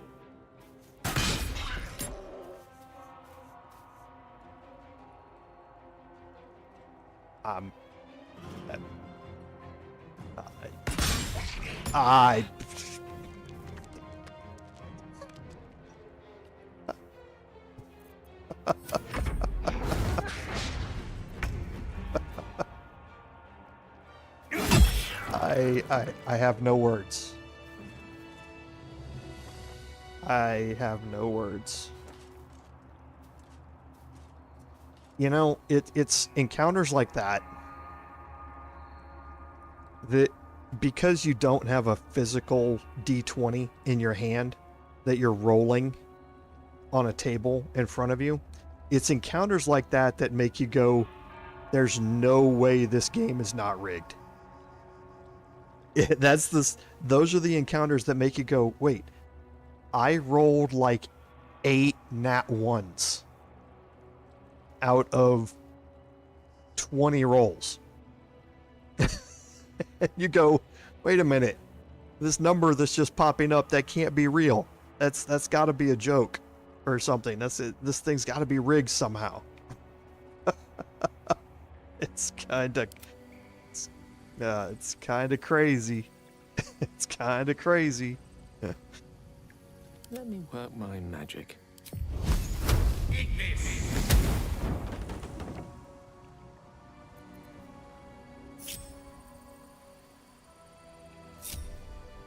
With ease. Might as well.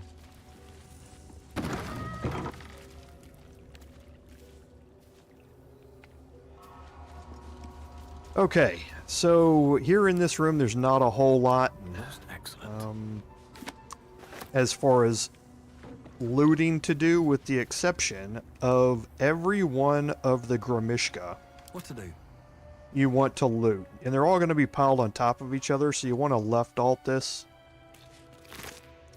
Everyone has a Gremishka tail, which has Wizard's Bane oil. Wizard's Bane oil, if you don't know what it is, you can coat your, it's a poison that you can coat your weapons with, and when you hit a spellcaster with them, they're silenced. So being able to take all of these and craft more of those very, very useful potions.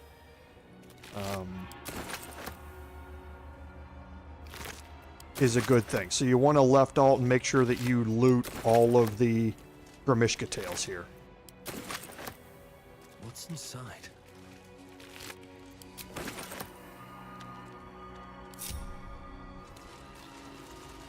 Okay, so back at this end of the room, there's also something else very important. There are these Gremishka nests that you want to loot. Ooh. Evard's Black Tentacles is in here. Very, very nice spell.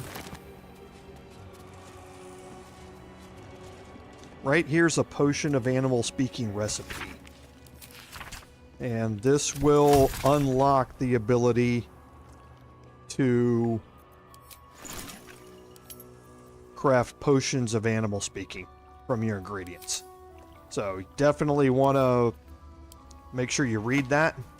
You don't have to pick it up if you don't want, but make sure you read it so that you unlock the recipe to be able to do that.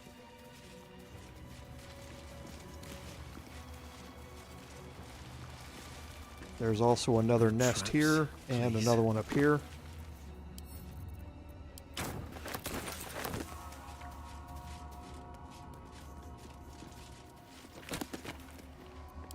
And here is that barricade that we saw from the outside when we were up here. So it is another way into this area.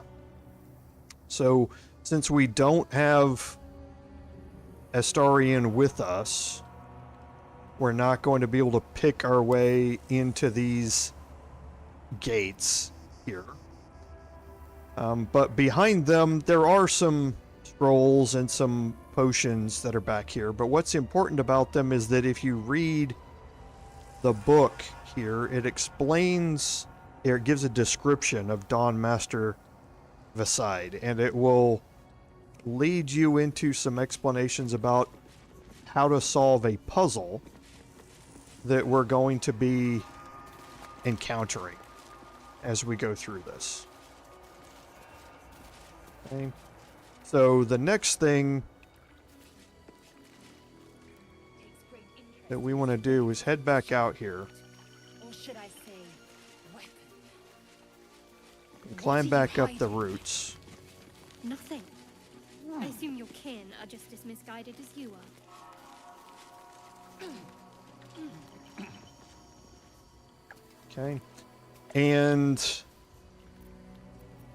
Oh, enough waiting. where am I crave with blood. My faith will guide Okay, me. so Shadowheart's hurting a bit, but Gale still has some left. Oh, I have the magic touch. Shouldn't have wished to live in So more I think we'll be interesting times. okay. Well, I don't have a whole lot of, I don't have hardly any hit points here.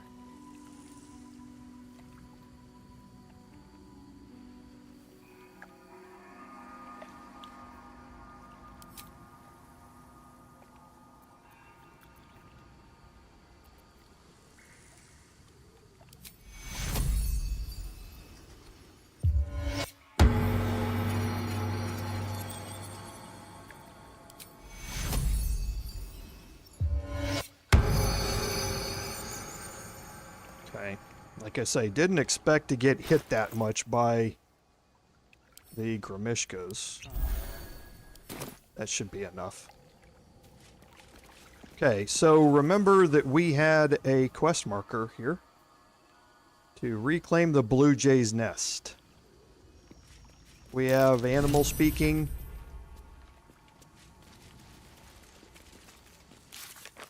We look at our journal here. So we found them. These must be the ones the Blue Jay was talking about. Time to press ahead. Actually, I want to break this.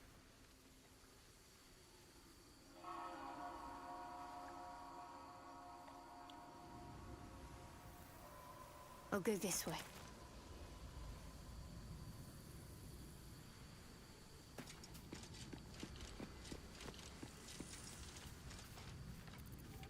Unseen as I was taught. Let's go. Oh, bother. Indolence breeds madness. Objective noted.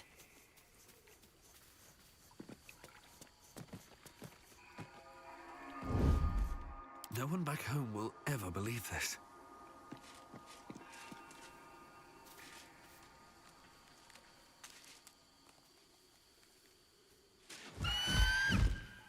Intruder! In my nest! This area was meant to be safe! Savior, get behind Mummy! Okay, so you can make a persuasion check here to avoid the combat and then trigger it at any time that you want.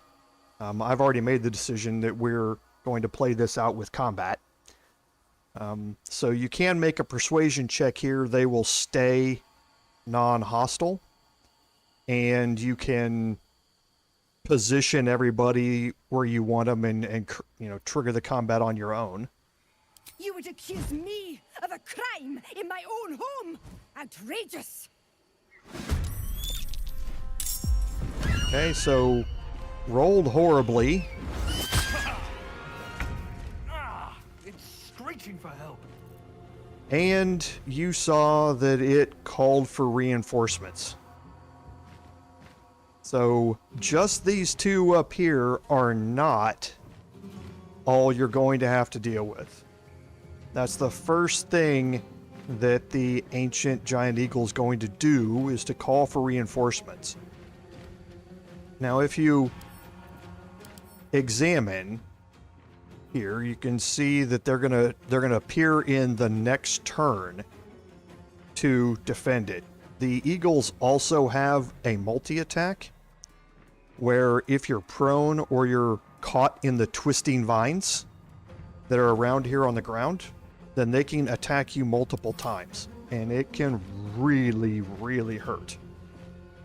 Right? So right now we've got one of our characters in combat right now.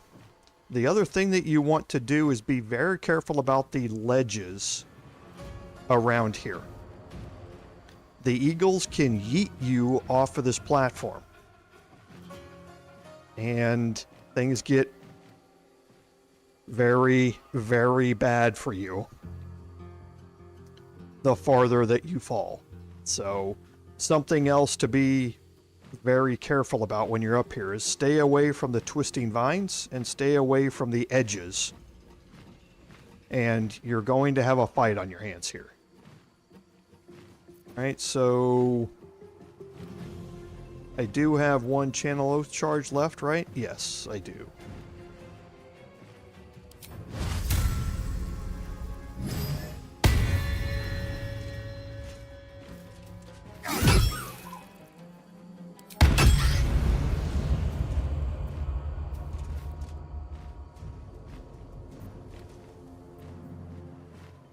And I need to concentrate. path is interrupted. That's not a problem. I do not want to get up there. Just trying to get somewhere I have line of sight. It's going to want to move her all the way over there, I think. Yep, to do that. And I really do not want to get up there.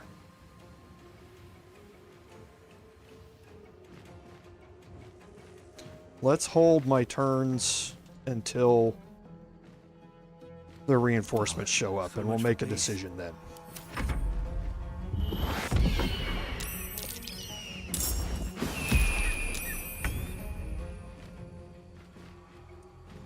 Okay, so now we have more giant eagles that have shown up. We want to make sure that we now focus her down. And to do that, I'm going to take an attack of opportunity here.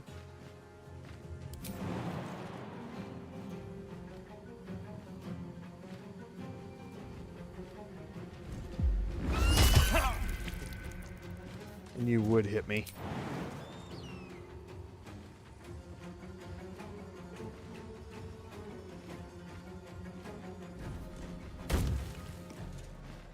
Shouldn't have made me your enemy.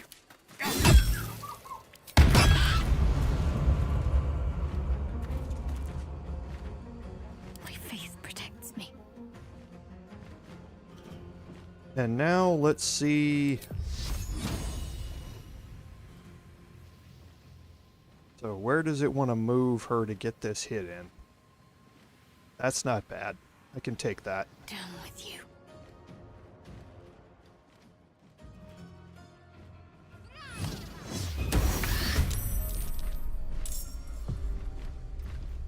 Rather stand tall. 24 left.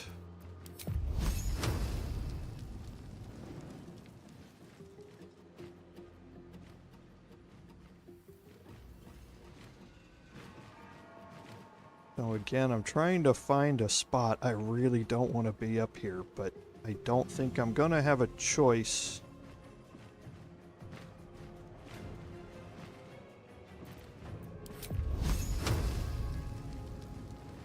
Target is just a little bit too far. Let's see where I am from the corner here.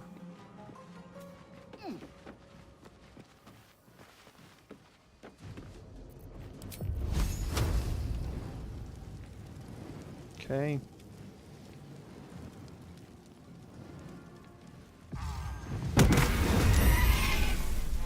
Alright. So that's what we wanted to do. We wanted to remove the whole call for reinforcements trick that she can pull.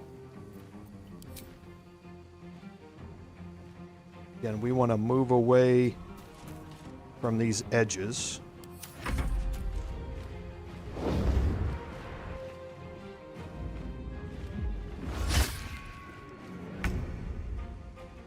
Okay. So now let's just start maneuvering to get as many attacks in as we can on whatever's remaining. Moving. So Lae'zel, let's see if we can get this one with Guiding Bolt. Good, we can. That's going to set Lae'zel up for an attack. Okay. So that's what I mean.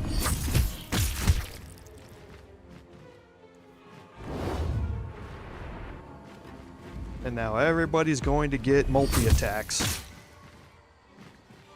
on her because she's prone. Knight to King 5. So that's what that Gale does. And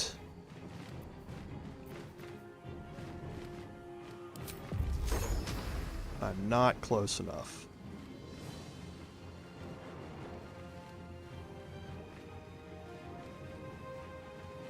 Nope.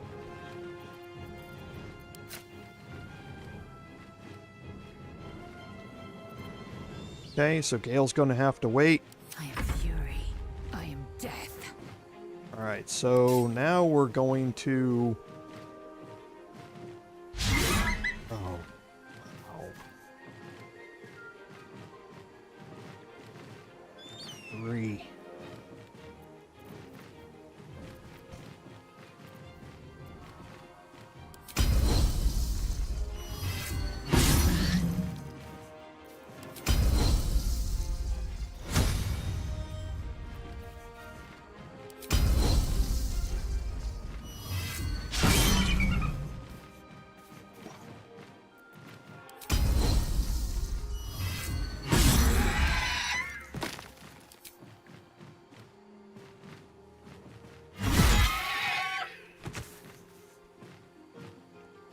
Right. Sometimes the only way out is through.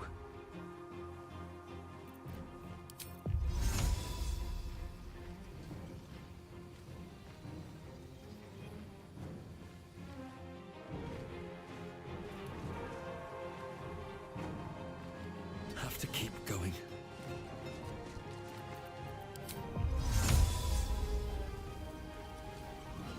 Inveniam via!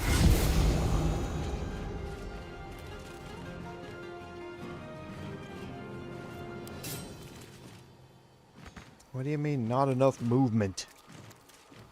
I'm standing right next to him.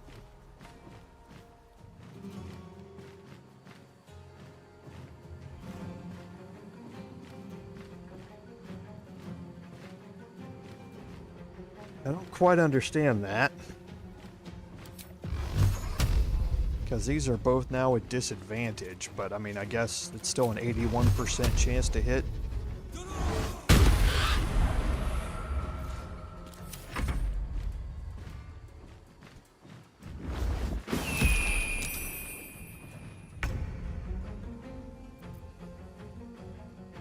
Something's wrong there too, because it said saved Gale. Oh, against Gale. That's right. I was like, Gale's over here. But no, it's saved against the action Gale. So.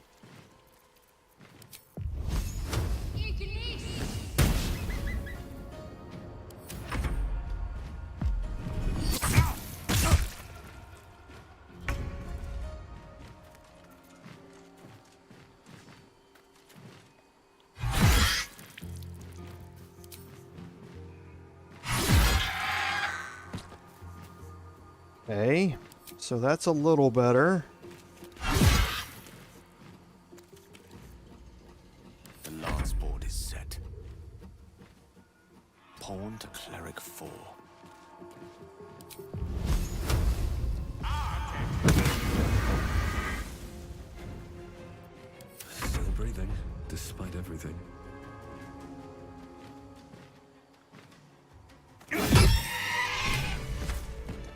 Alright. You do want to search them because you get eagle feathers, which are used for to craft the potion of flying.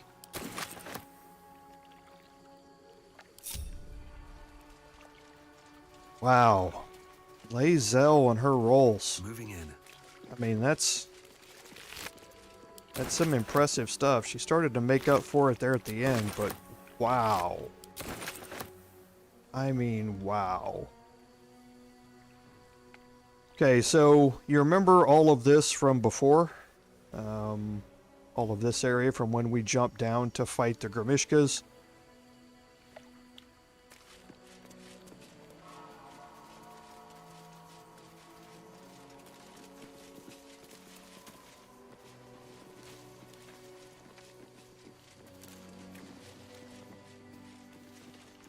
And here's our blue jay. I have something to ask. Glorious! Feathers bloody everywhere, mate! Feels good to be home in my nest.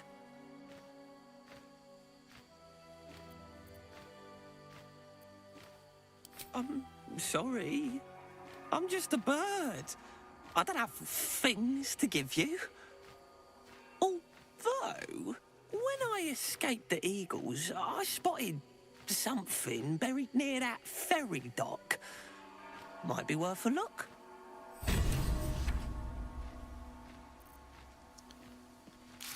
Okay, so we completed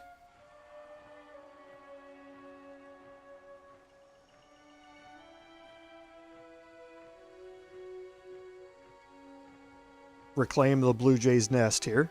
He was thrilled to have his nest back. Of course he was. There's no way this nest was his. I mean, no way. Look at how big it is. You can search the Kobold here for some more feathers and a dagger.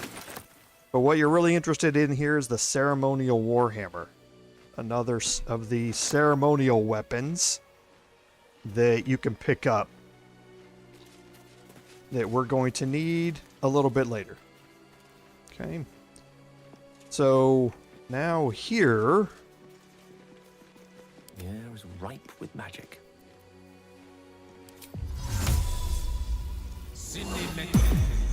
Going to have Gale cast Featherfall, and we're going to jump down here. Should mind my step. Okay, now you're not going to be able to jump out of this area, but that's why you have the waypoint back at the beginning to get yourself out of here after you're done. Okay, so we have a couple of things that we can look at. First, we'll head over this way. Out of sight. Whoops. Hide.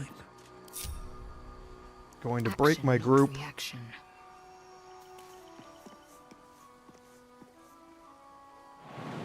It's quite a long jump to get over here, and I think I'm going to have a problem.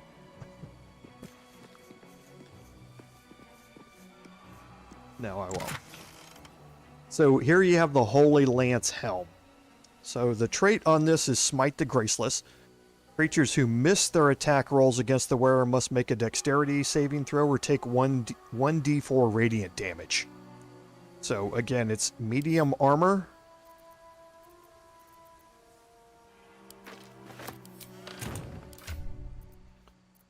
It's medium armor and gets a retaliatory bonus strike, so to speak, against whoever attacks you and misses. So there's a few of those trigger on missed attacks things. So I think I am going to swap this out for now. So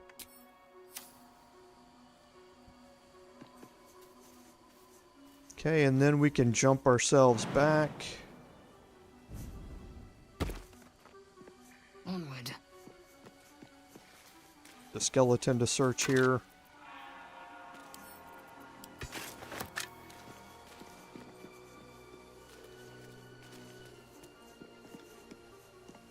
We have another long jump to make.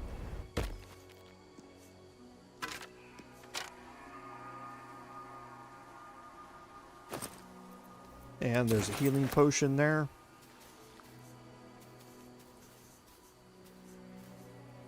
Okay, and again, it gives you an oversight of kind of the rest of the area here. So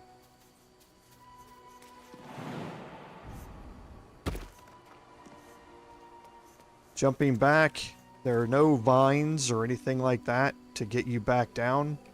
I wish that this one here did. There's even a break in the railing. So it would seem like one of these might be a good way to get down. But yeah, none of these vines that are hanging down there get you down to the bottom.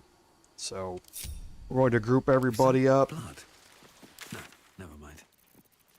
And we're going to head back to the Rosymorn Monastery waypoint. Breathe deep and move. And again, that'll bring us right out front. So we've got one more combat encounter that we can do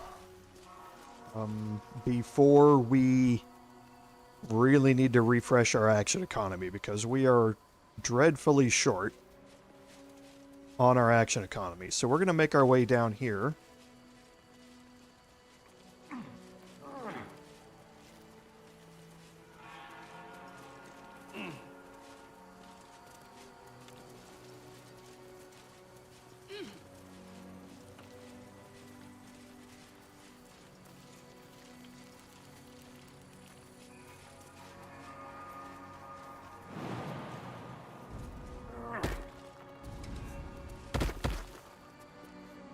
We have an elegant chest we can search that has some arrows in it.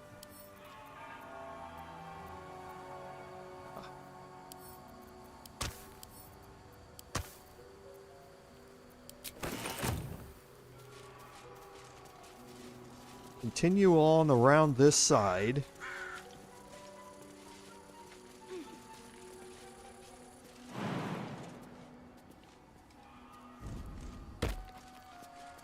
What if this Creche doesn't work out later? And climb up the knotted roots here. If I can reach the Creche, my kin will provide. Any failure will be mine alone. If you say so. Just don't expect me to put all my eggs in the same basket. Okay, now take us around this side. We have another pathway that can go up here. Wish I had a bag of holding.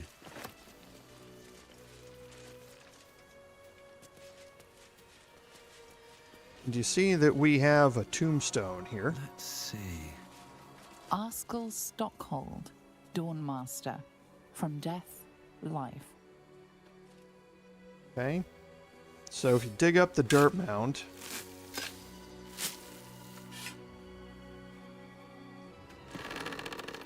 you see that we have a rusty mace and a letter here. Beloved Dawnmaster Stockhold buried with his ceremonial mace in honor of the many maces he wielded in his lifetime. This is another one of those things that is telling you about what type of weapons a particular Dawnmaster has wielded. Now that rusty mace there, we don't need because we have the ceremonial version of it. However, that rusty mace will work just as well as the ceremonial mace will in solving the puzzle that we're going to be doing. So, ceremonial warhammers, you won't find any rusty warhammers, I don't believe, laying around on the ground. So you need this one. The ceremonial mace you don't need because the rusty mace in the casket will also work. And we're about to go pick up another ceremonial weapon here. I was wondering about your queen, Vlaakith. What tales of her reach us are terrifying. I suppose that's not how you would describe her. Vlaakith is unity, fear and beauty, life and unlife. Eyes like teeth like daggers. There is none more perfect. sounds Okay, so we're gonna make our way up here, perfect was lost in translation. and we're gonna jump across to these stairs here.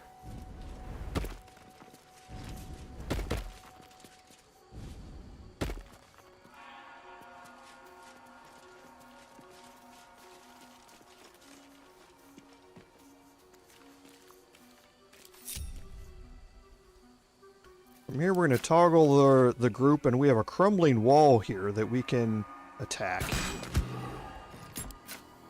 It's immune to slashing damage, so you need to hit it with piercing damage.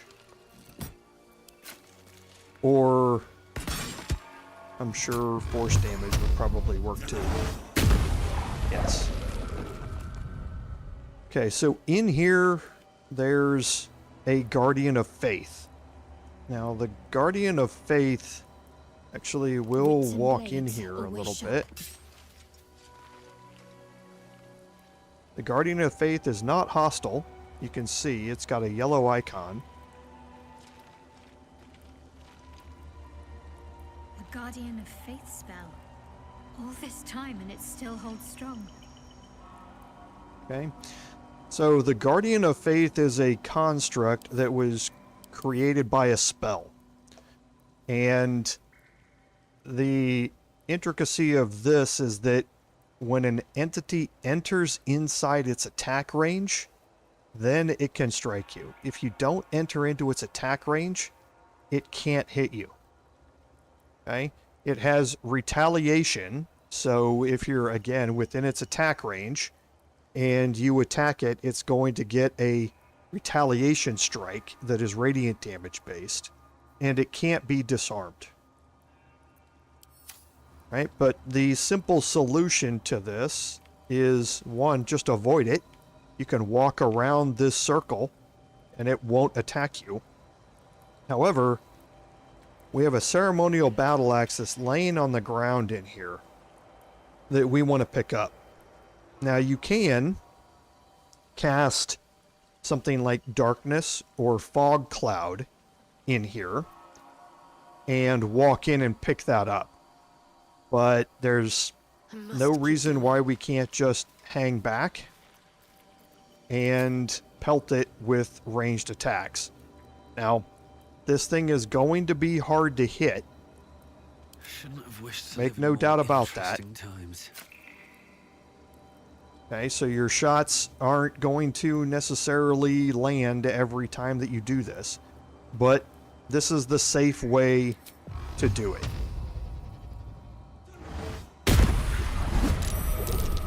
Okay, so that's going to start into combat.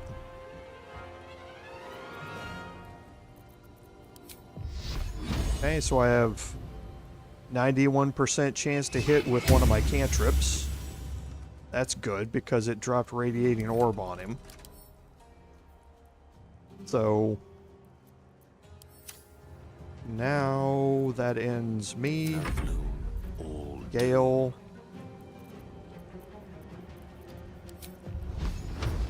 %, 40%. On my honor. Time to push my luck again. Victory awaits.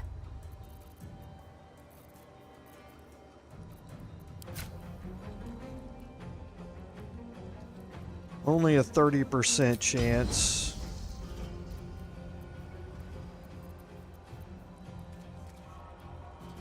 You know, I've never tried to push him. I will not know failure.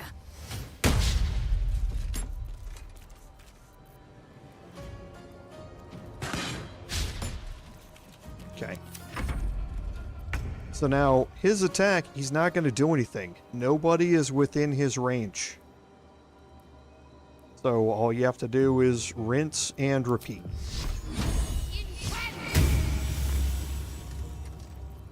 Unleash me.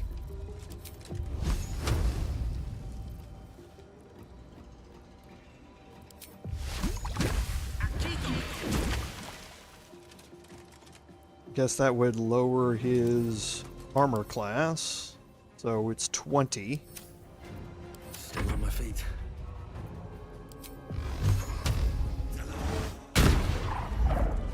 Okay.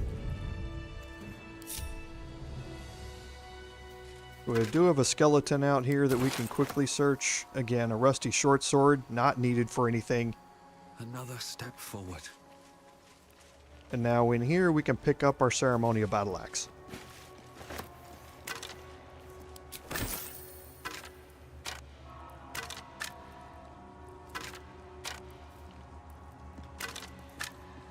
Battle has taken its toll. I should rest. Alright, and back here in the corner we have a gilded chest we can search. Just some average spells. Another skeleton here. Just some last notes. It talks about how they summoned after the Githyanki attack, they summoned a Garden of Faith. A Githyanki managed to make its way through the window. The Guardian of Faith took care of it. Still, that smashed window has given me an idea of an escape plan. So again, giving you a clue that there's some smashed windows that you can take a look at. You picked the wrong fight. Right? And here, you can now make your way out here onto this broken balcony.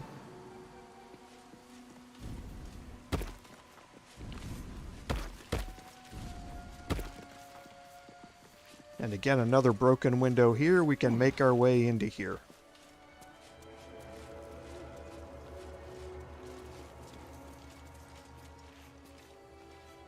Okay. Now, before I do anything in this room, I am going to take a long rest. I want this to be the last long rest I take for a bit. And I have now cleared out all of the combat encounters. Yes, I've cleared out all of the combat encounters here inside the exterior portion of the Rosymorn Monastery. So I'm going to head back to camp.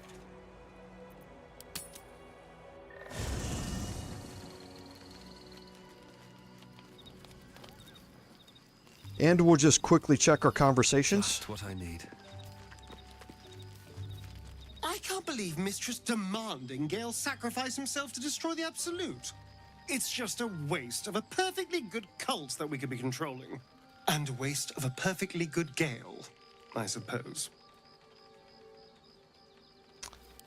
I do love Astarion. Go ahead.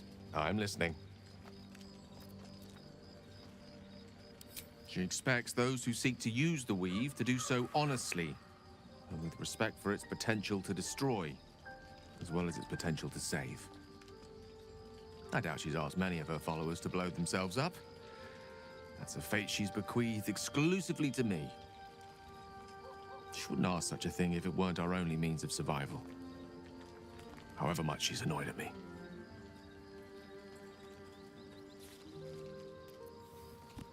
Oh, you know me, ever the optimist.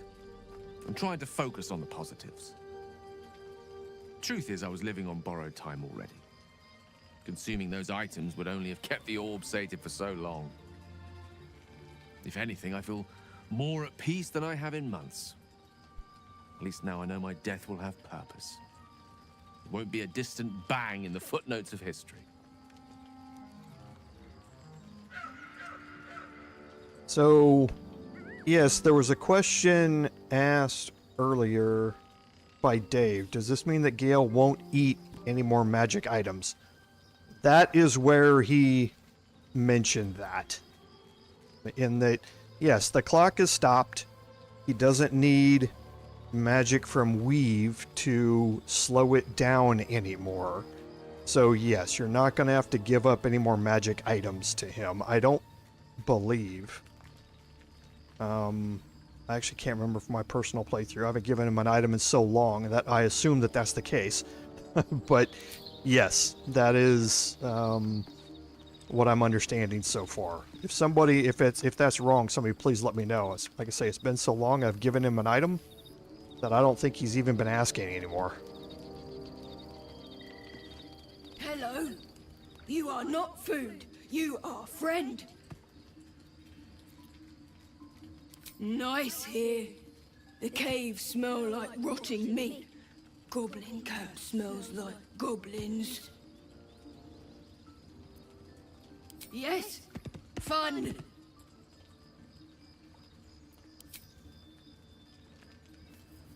Ooh, more.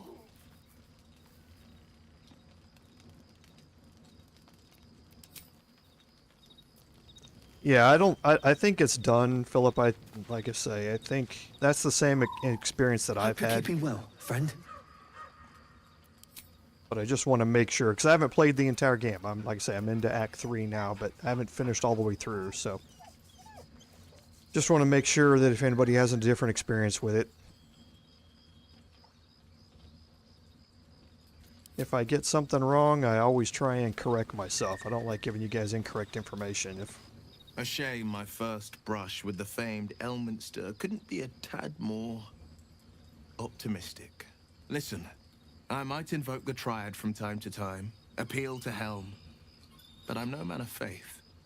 Not like Gale. I don't know what drives a man to consider his own death, among countless others, to be an appropriate exchange for his goddess's forgiveness. To me, it all sounds like nonsense.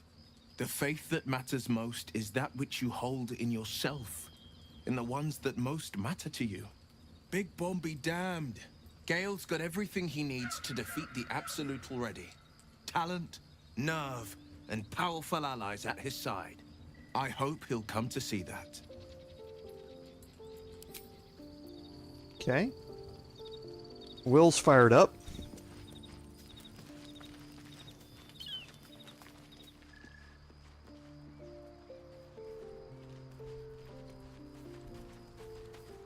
I love her trying to pull the artifact apart.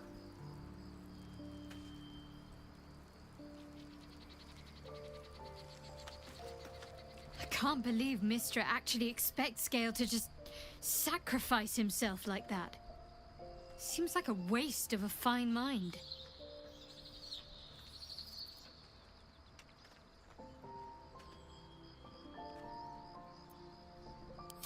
You thought of me. Thank you. It's beautiful. I'll find a place of honor for it in camp. Nobody's ever given me anything before. What do I owe you in return? Well, in that case, thank you. I'll always think of you when I look upon it. After I think of Lady Shah, of course. I wonder... perhaps this is connected to the Dark Justiciars. This is no coincidence, I'm sure of it. I need to keep an eye out for more signs. Learn more about the Justiciars' presence in these lands. It could be important. As long as I've prayed to Lady Shah, I've wished to serve her as a Dark Justiciar. There is scarcely a greater way to fully dedicate yourself to Lady Shah, save perhaps if you become the head of her church.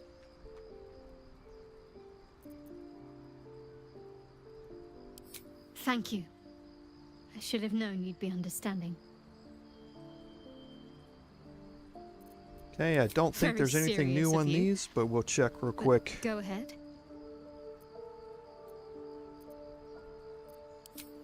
Always good when I'm with you. Okay, yeah, nothing new here.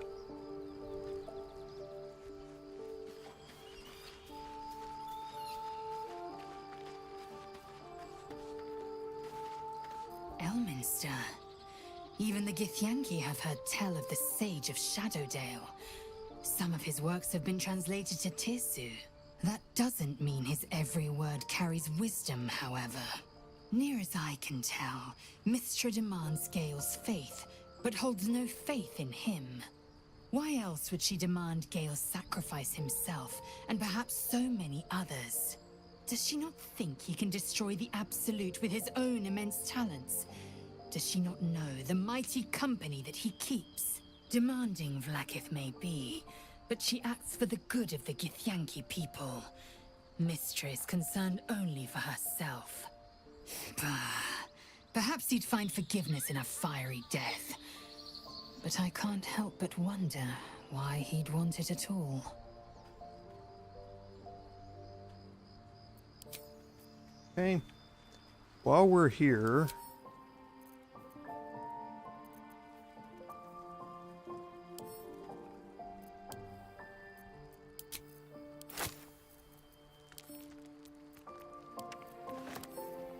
we're going to split off one each of those.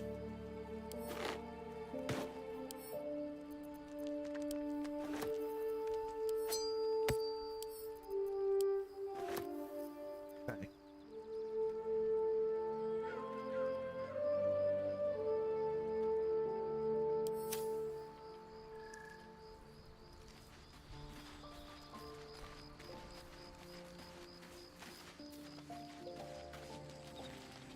Okay, so now let's end the day here. Don't want to use the berries. I need a 5. I think those are potatoes. Right. Nope. Here's one, the pork loin.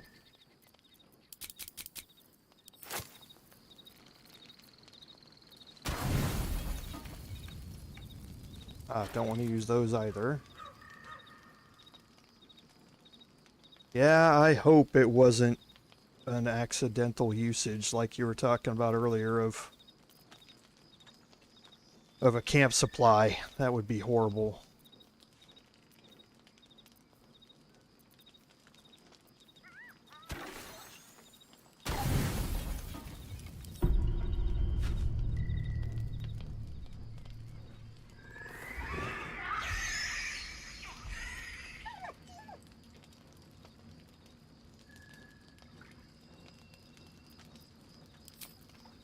Oh no. Please tell. Okay, it went there. Thought it selected the bottom one.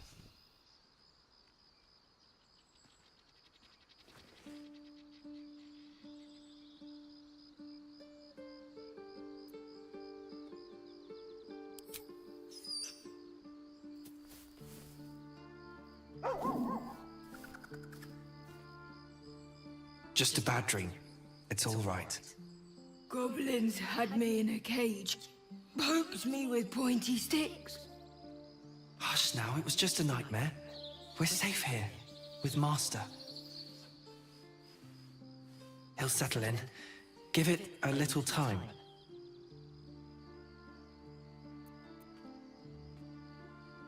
He's still young. I remember Gonwick would let me sleep under his cloak when I was a pup. It helps.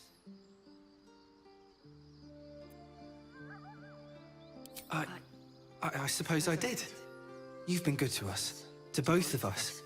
Gonwick would be happy I'm with you, I think. Like it here. Warm fire. Scratch reminds me of Big Brother.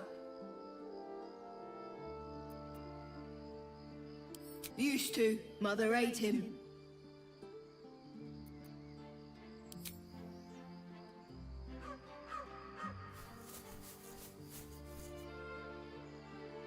Thank you.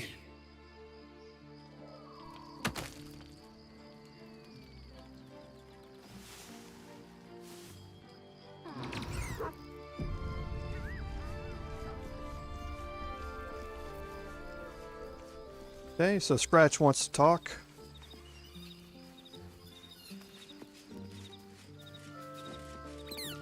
Dog wags his tail, a small bag clenched between his teeth.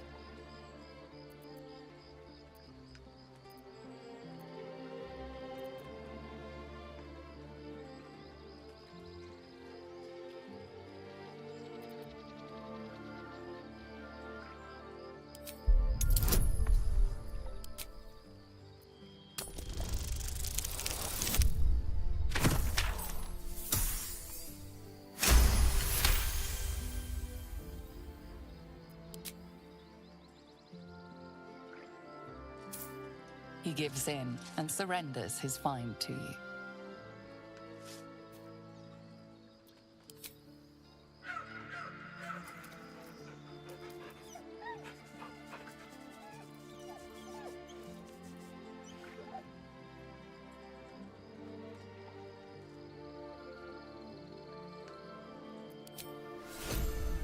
Okay.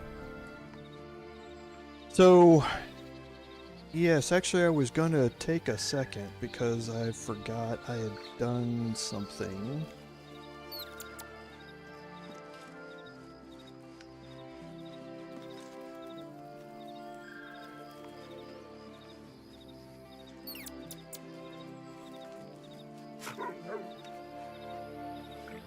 Or I was looking to see, yes.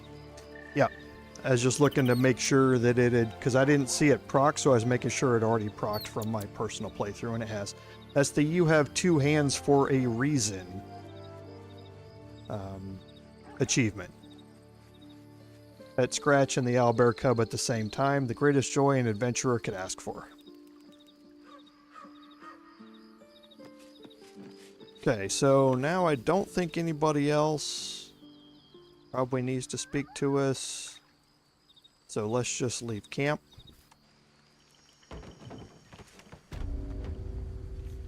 And now we can start looking at this puzzle. So the first thing to know is that there's a ceremonial longsword here. Here we go. Dawnmaster Welkin Glory. All right, and if you look at the picture here that is facing toward that, you can see that he's holding a longsword here. If you click on this, The monastery's notable keepers adorn these intricate panels. Lathendarian monasteries of this size were usually overseen by Dawnmasters, esteemed members of the clergy.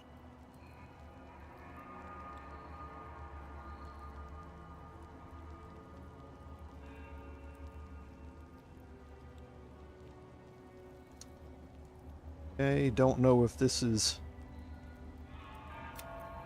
bugged a little bit. Yeah, it was. So we're going to look at Dawnmaster Welkin Glory.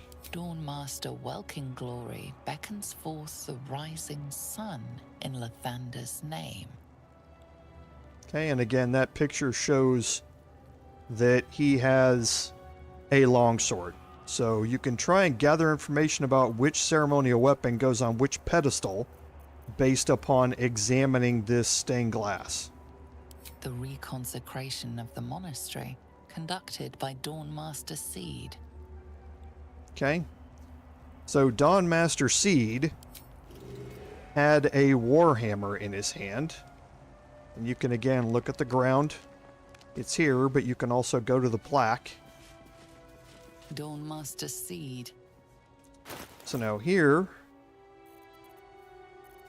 you can take the warhammer and drop it on the pedestal. And you can see it will light up here. And this thing is more than a little bugged. Fell right through the top of the pedestal. I don't really like that, but we'll hope it worked. Now, here if we look at this side, this is Dawnmaster Stockhold. We already learned about Dawnmaster Stockhold. We learned about that from his grave. He needs the mace. Okay, and now it's lit up. And now by process of elimination, Dawnmaster Vasaid. Vasaid, his picture is broken. The stained glass is broken. You can't see what weapon he's holding, but again, by process of elimination, you know that that's the Battleaxe. Now, two things happened. One, this back area here opened, and two, everyone has a Morning Lord's Radiance buff. Your weapon deals an additional 1d4 radiant damage, and that is not on a timer or anything. It stays with you. However, if you take a long rest, that will go away, and you will lose it. So that's why I wanted, before I took the buff, to make sure that I had my long rest and I had my full action economy back. Because if you go take a long rest again, you're going to lose that additional damage. Now, it's only an additional 1d4 radiant damage, but every bit of damage is useful for you. So here we have a pouch, and there are two things in it, the Dawnmaster's Crest and this letter here. So, to the next Dawnmaster, I don't think we're going to make it, but the blood, in capital letters, is secure. We closed it off with magic. Only one of our own can take it. If anyone else tries, the walls will fall, and they won't get out of here alive. This is... This blood sounds important. Could it still be here somewhere? This is a clue that if you don't have the Dawnmaster's Crest with you, you are not going to be able to take the blood without something dire happening. It said that the walls will fall and you won't get out alive. You're not entirely sure what that means. Okay, and I need to bind my packed weapon here. Right. Okay, but you now know that having the crest is a good thing to have. And what's this puzzle is not... You don't necessarily need to solve this puzzle and pick up that crest. But you will become quickly familiar with what that the walls will fall thing will mean once you try and find it, or once you try and take it. So it's definitely worth your while to solve that puzzle and get the Dawnmaster's Crest. Okay? So now we need to make our way toward the quest marker here. And to do that, we're going to have to go down.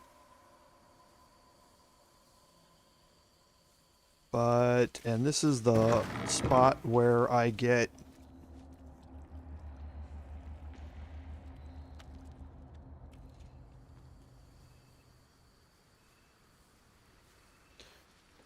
where I lose my direction here, because I know we've been through the room before. I'll see it when or I'll recognize it when I see it. I don't think it's out that way.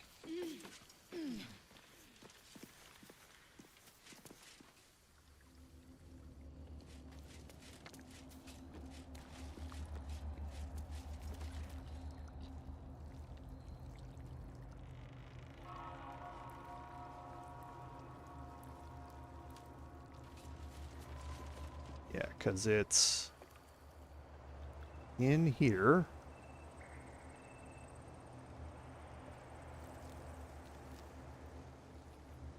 There's the main door.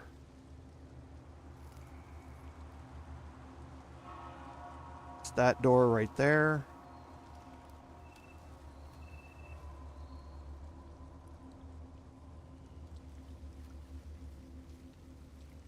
It's that barricade.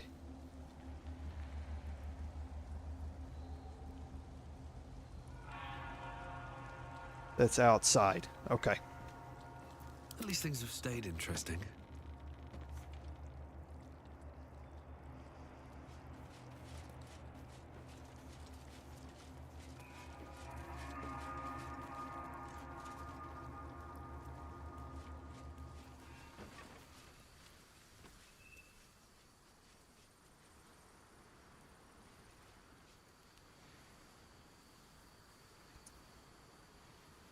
All right, so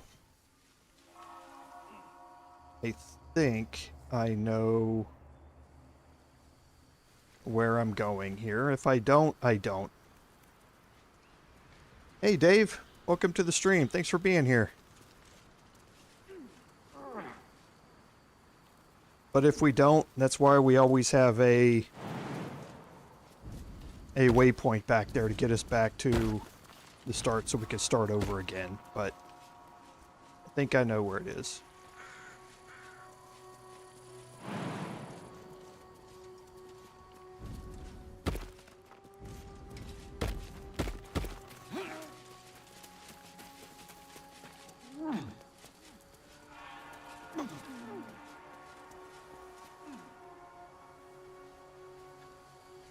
What's inside? We're doing okay. We finished up the exterior of the monastery and now we're going to head inside. Stand your ground! Keep them busy! The thunder forgive me. We have to fire the lance. Okay. That lance they're talking about is that big machine that we saw upstairs I'll take with that. the eagles. What's hiding here?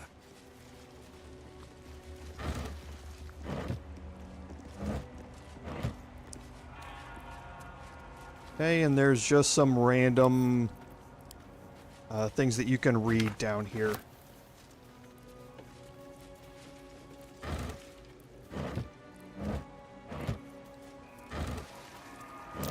Something over there. Okay, we do have the other barricade here. And there are some plates and some other things that you can search around here and pick up if you'd like. Just like the incense that was upstairs. You can pick all that stuff up and sell it if you'd like.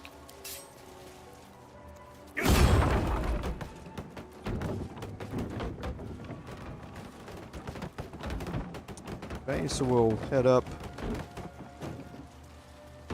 this way. And here's another rusty mace. And again, the rusty versions of these weapons work just as well as the ceremonial versions. And then here is the oak door that we need.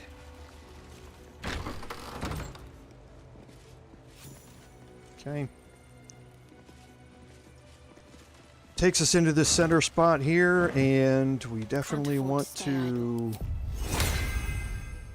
What's on my mind and, well... make sure that we're still good here. We can search these barrels.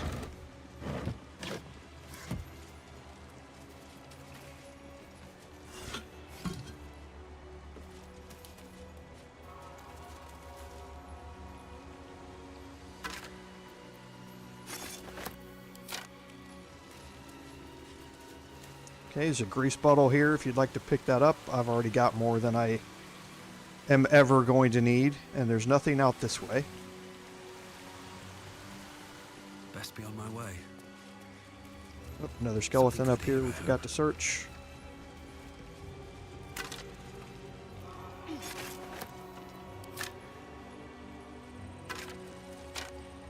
Well, it is certainly now out for all of the platforms, Dave. They just released it for Xbox on Thursday, so I'm hoping everybody gets their chance to play it now.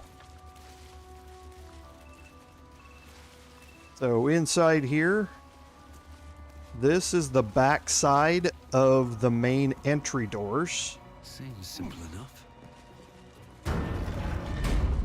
And this is how you get let in. Okay. I hadn't come here yet, so I hadn't unlocked that section of the door. Otherwise, you can just walk right in here into this main area. So in here, again, you have 2 more locked iron gates on either side. So that's an interesting question. So Shadowheart has the highest dexterity.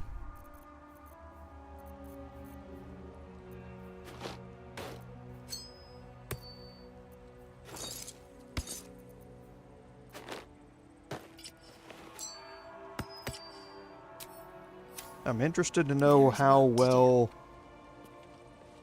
this might work for her. Oh, good deal. Well, you'll certainly have some time over Christmas to be able to play it then, hopefully. So... let's get this lock to yield. okay, so it's 14. She has a total bonus of 4 there. She can add in guidance. So she would have a little less than a 50-50 shot to make this work. Or a little more than a 50-50, and she rolls a 20. Where's all those nat 20s when I was rolling the nat 1s earlier?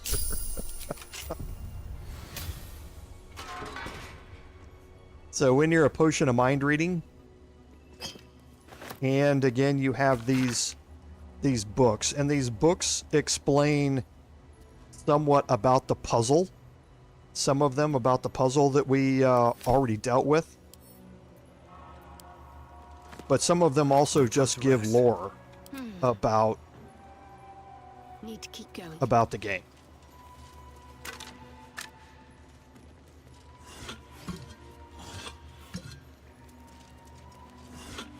Okay, so we can try this one as well. What are you hiding?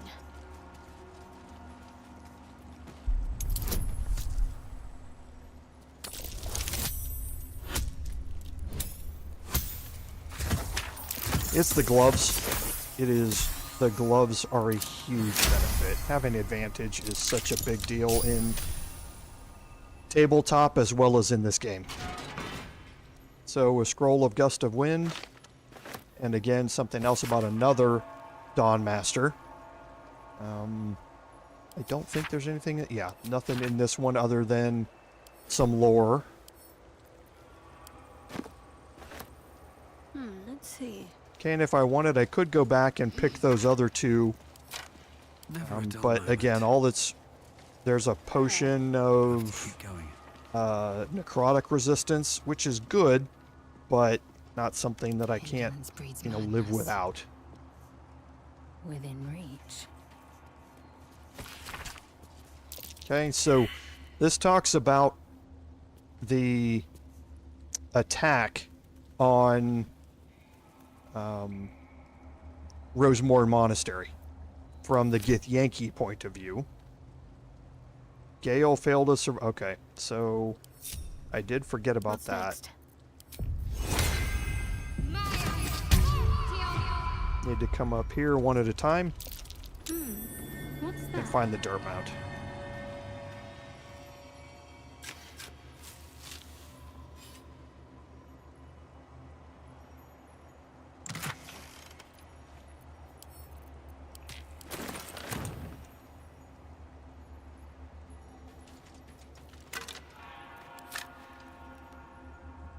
Eager for battle.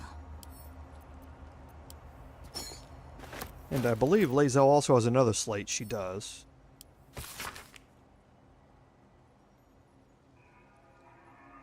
Okay, so here's them talking about the fact that they can use the monastery as their hidden base because of, it being fortified and the defense is minimal and that sort of stuff. So another tale of what has happened with the Githyanki takeover of the monastery here. Light on my feet.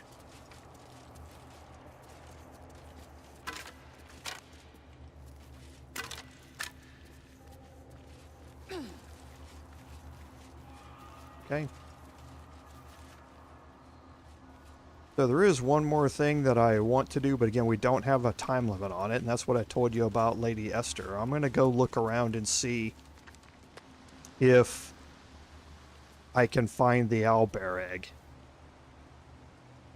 If I can't, I can't, but again, there's no time limit on it because of the way I'm going to be doing this. So here is the entrance into the monastery basement. So,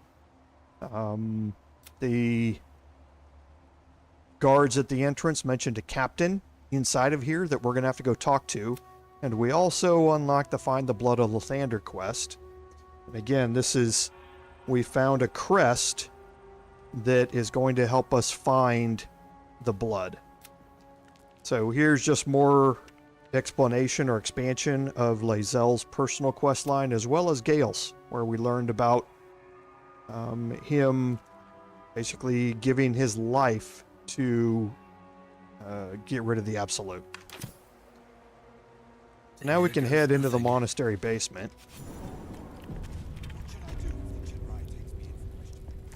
I'm going to now let Lae'zel take the lead on this.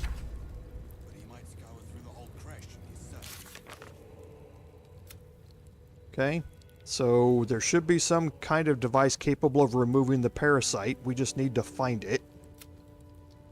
Okay, we should locate the Gaithisk. Proceeding. Sentries to arms! Istik, state your purpose quickly. Stand down, Gish. Is it not Vlaakith's command to welcome her faithful? I expected no visitors, faithful or otherwise. Why have you come? Okay, so you do have a bunch of options here that take various methods to convince them to let you in. The easiest is just to allow Lae'zel to answer. These other items here are simply if you don't have Lae'zel in your party. We seek the Zaithisk. Show me the way. You are infected. A Gate Thrall is something to eradicate, not reason with.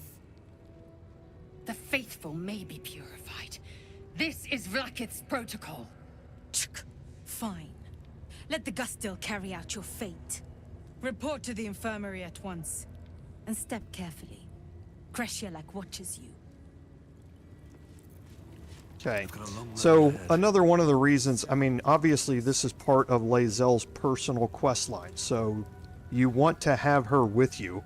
That's why I'm sacrificing all of my support capability with Astarion, with picking locks and all of that sort of stuff, to be able to bring Lae'zel along, because this is so important to her quest line, but she's also going to have interactions in here that are needed to progress her quest line, and if she doesn't have them, she can leave your party for good. With haste. So everything in here is going to be marked as steal to take it. However, you can read, just like any other book, the Githyanki report.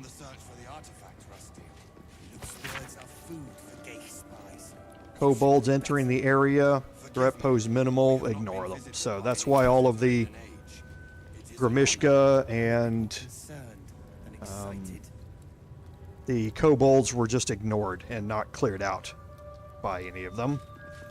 We do have some iron gates that are locked behind them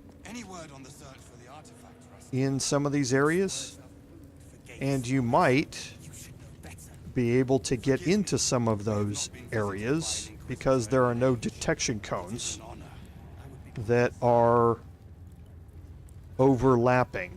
And this one here is the one that you can get into right off the bat. So we're going to take Shadowheart. We must keep going. Unseen. Gonna put her into hiding. Forgive me.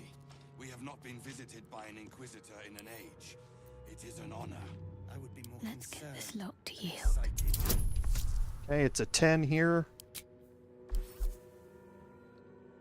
Seems you've pushed your luck too far. Time to Okay. defend yourself. That is unheard of.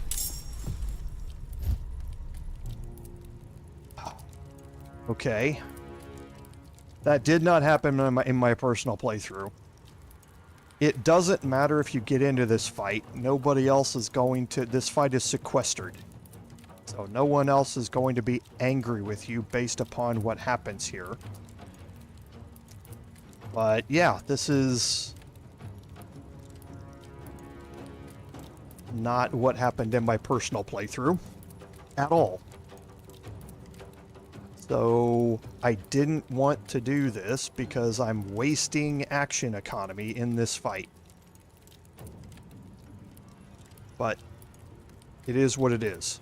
So Psychic Rend here is going to be bad on Shadowheart.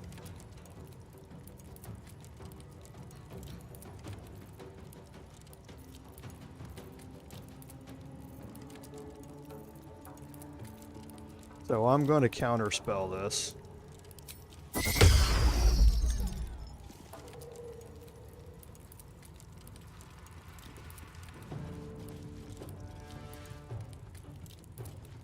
It's coming!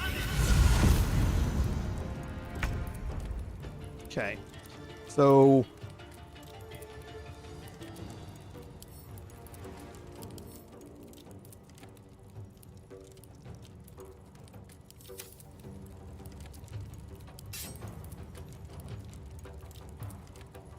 I really want to get in between...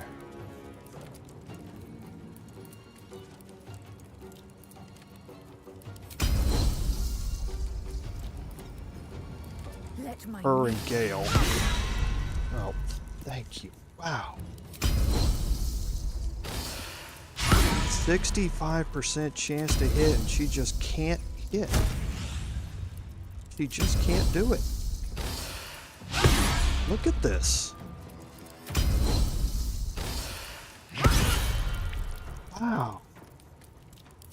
I mean, it's crazy. It's absolutely crazy. I mean, she rolled a 4, a 3, and a 7. And the 7 is 1 short of being able to hit. It's crazy how... Wow. Okay, well, her weapon's dropped. These ranged attacks are going to hurt Gale and can very possibly kill him.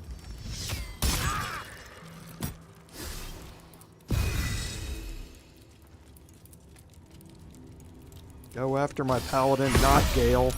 He's going to get another attack.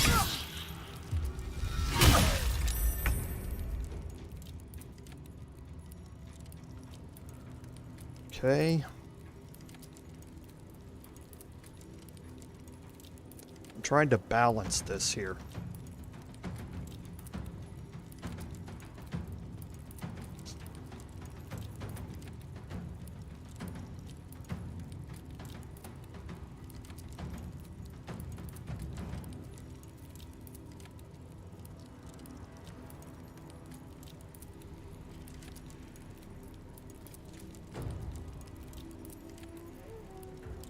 I don't think I have a choice.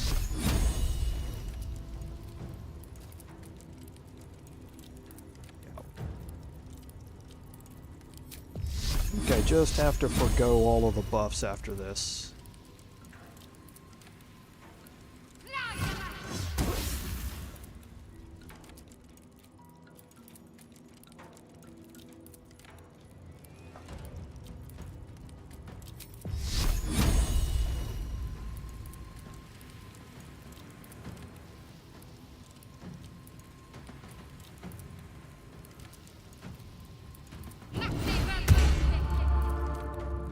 Survival is all that matters.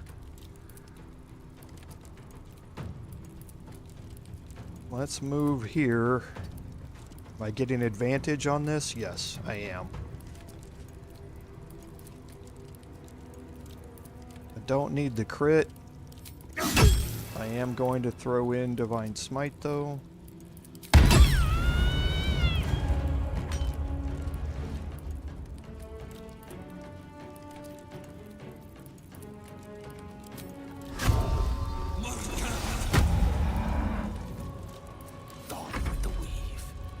Okay, Gale can move.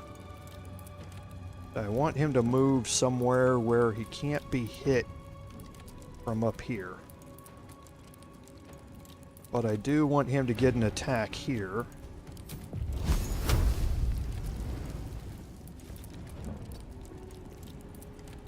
Really need to cause more damage up here.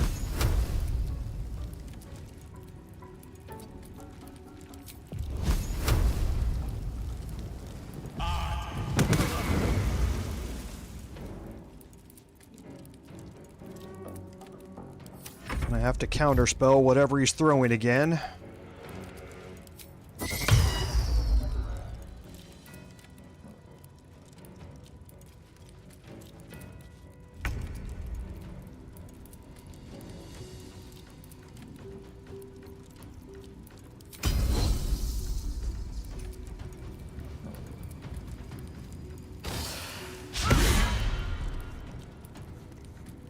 I don't even have any words anymore. I have none. No words at all.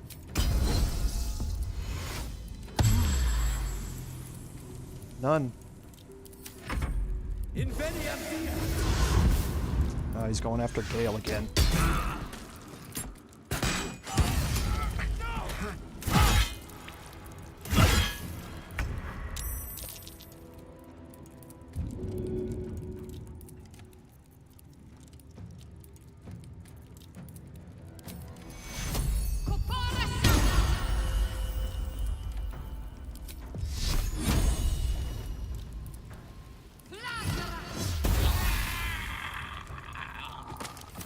This is worth the cost.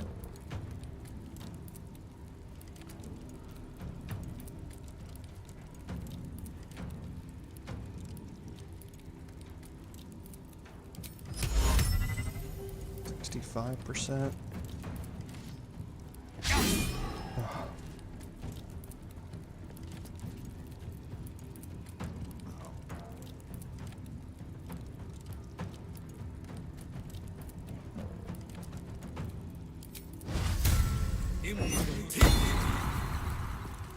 I'm gonna make him attack me and not Gale again.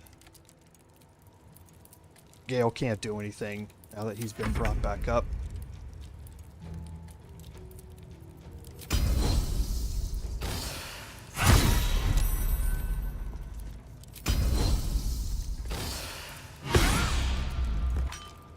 And then, I mean, she misses like 5 attacks, and then somehow she manages to do stuff like that.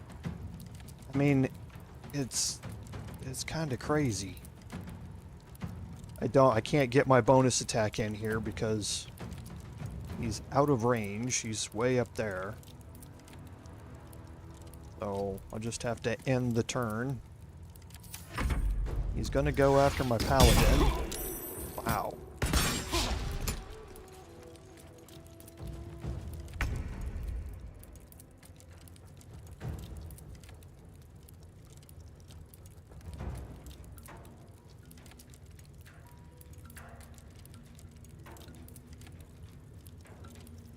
Yeah, we're just going to have to blow all of our action economy here. Let's do this.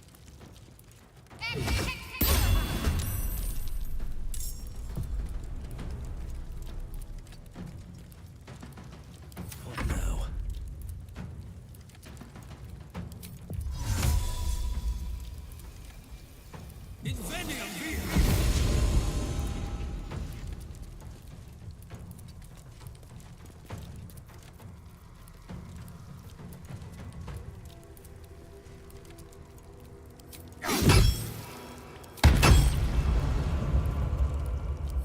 Roll in my favor.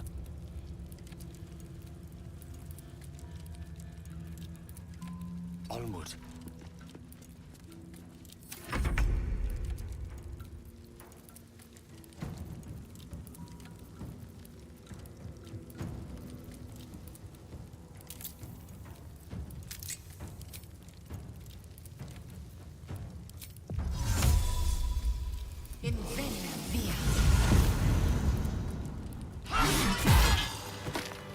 Alright, well, we will end the stream on a low note. I was able to do that every single time in my personal playthrough. For some reason here, it's not. It just isn't. So... Because what's going to happen now, and again, I don't care about taking these hit points, because I'm going to go immediately right back and take another long rest. I'm going to lose the Morning Lord's Radiance buff because of it. Enough waiting. I crave but blood. there's no way that I'm going to go through the rest of this after that. It just isn't going to happen. So yeah, is what it is. Worth a try. Let's see what my touch can do.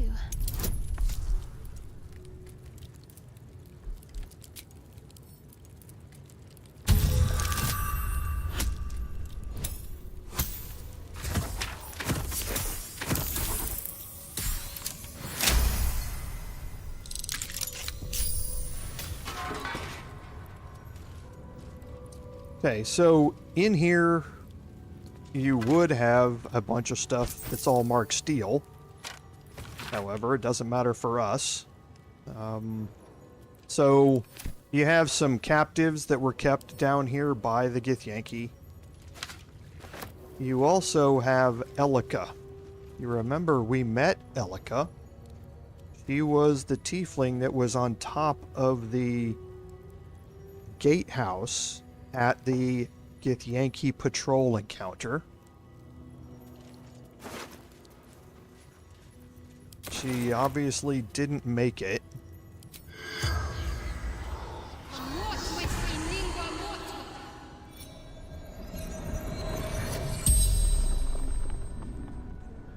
The corpse regards you lifelessly. Road to Baldur's gates. Blocked. Took a new path. Found monastery. Remembered.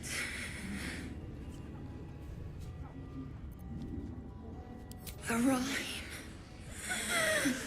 Blood of Lathander. Hidden. Guarded by monks. Decided to look for it.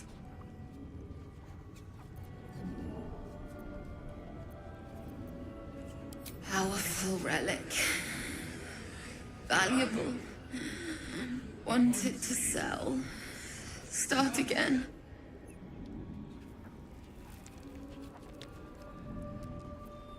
East, west, blood is blessed. Beneath sun, it finds its rest. Hidden inside, couldn't find. The spell's power wanes. You can ask no more questions. Okay, so that gives you some more clues to the fact that the blood of Lathander is in here as we keep exploring the monastery. Okay, so what we are going to do is we got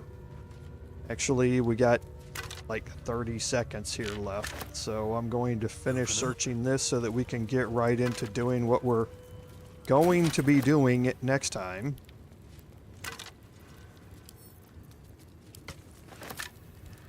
Which is, we are going to start out next time by taking a long rest. No other way around it. We're going to lose the Morning Lord's Radiance buff because of it. So that would be an additional 1d4 radiant damage that I really would have liked to have kept. Because the encounters at the end of the Creche, it's not fun.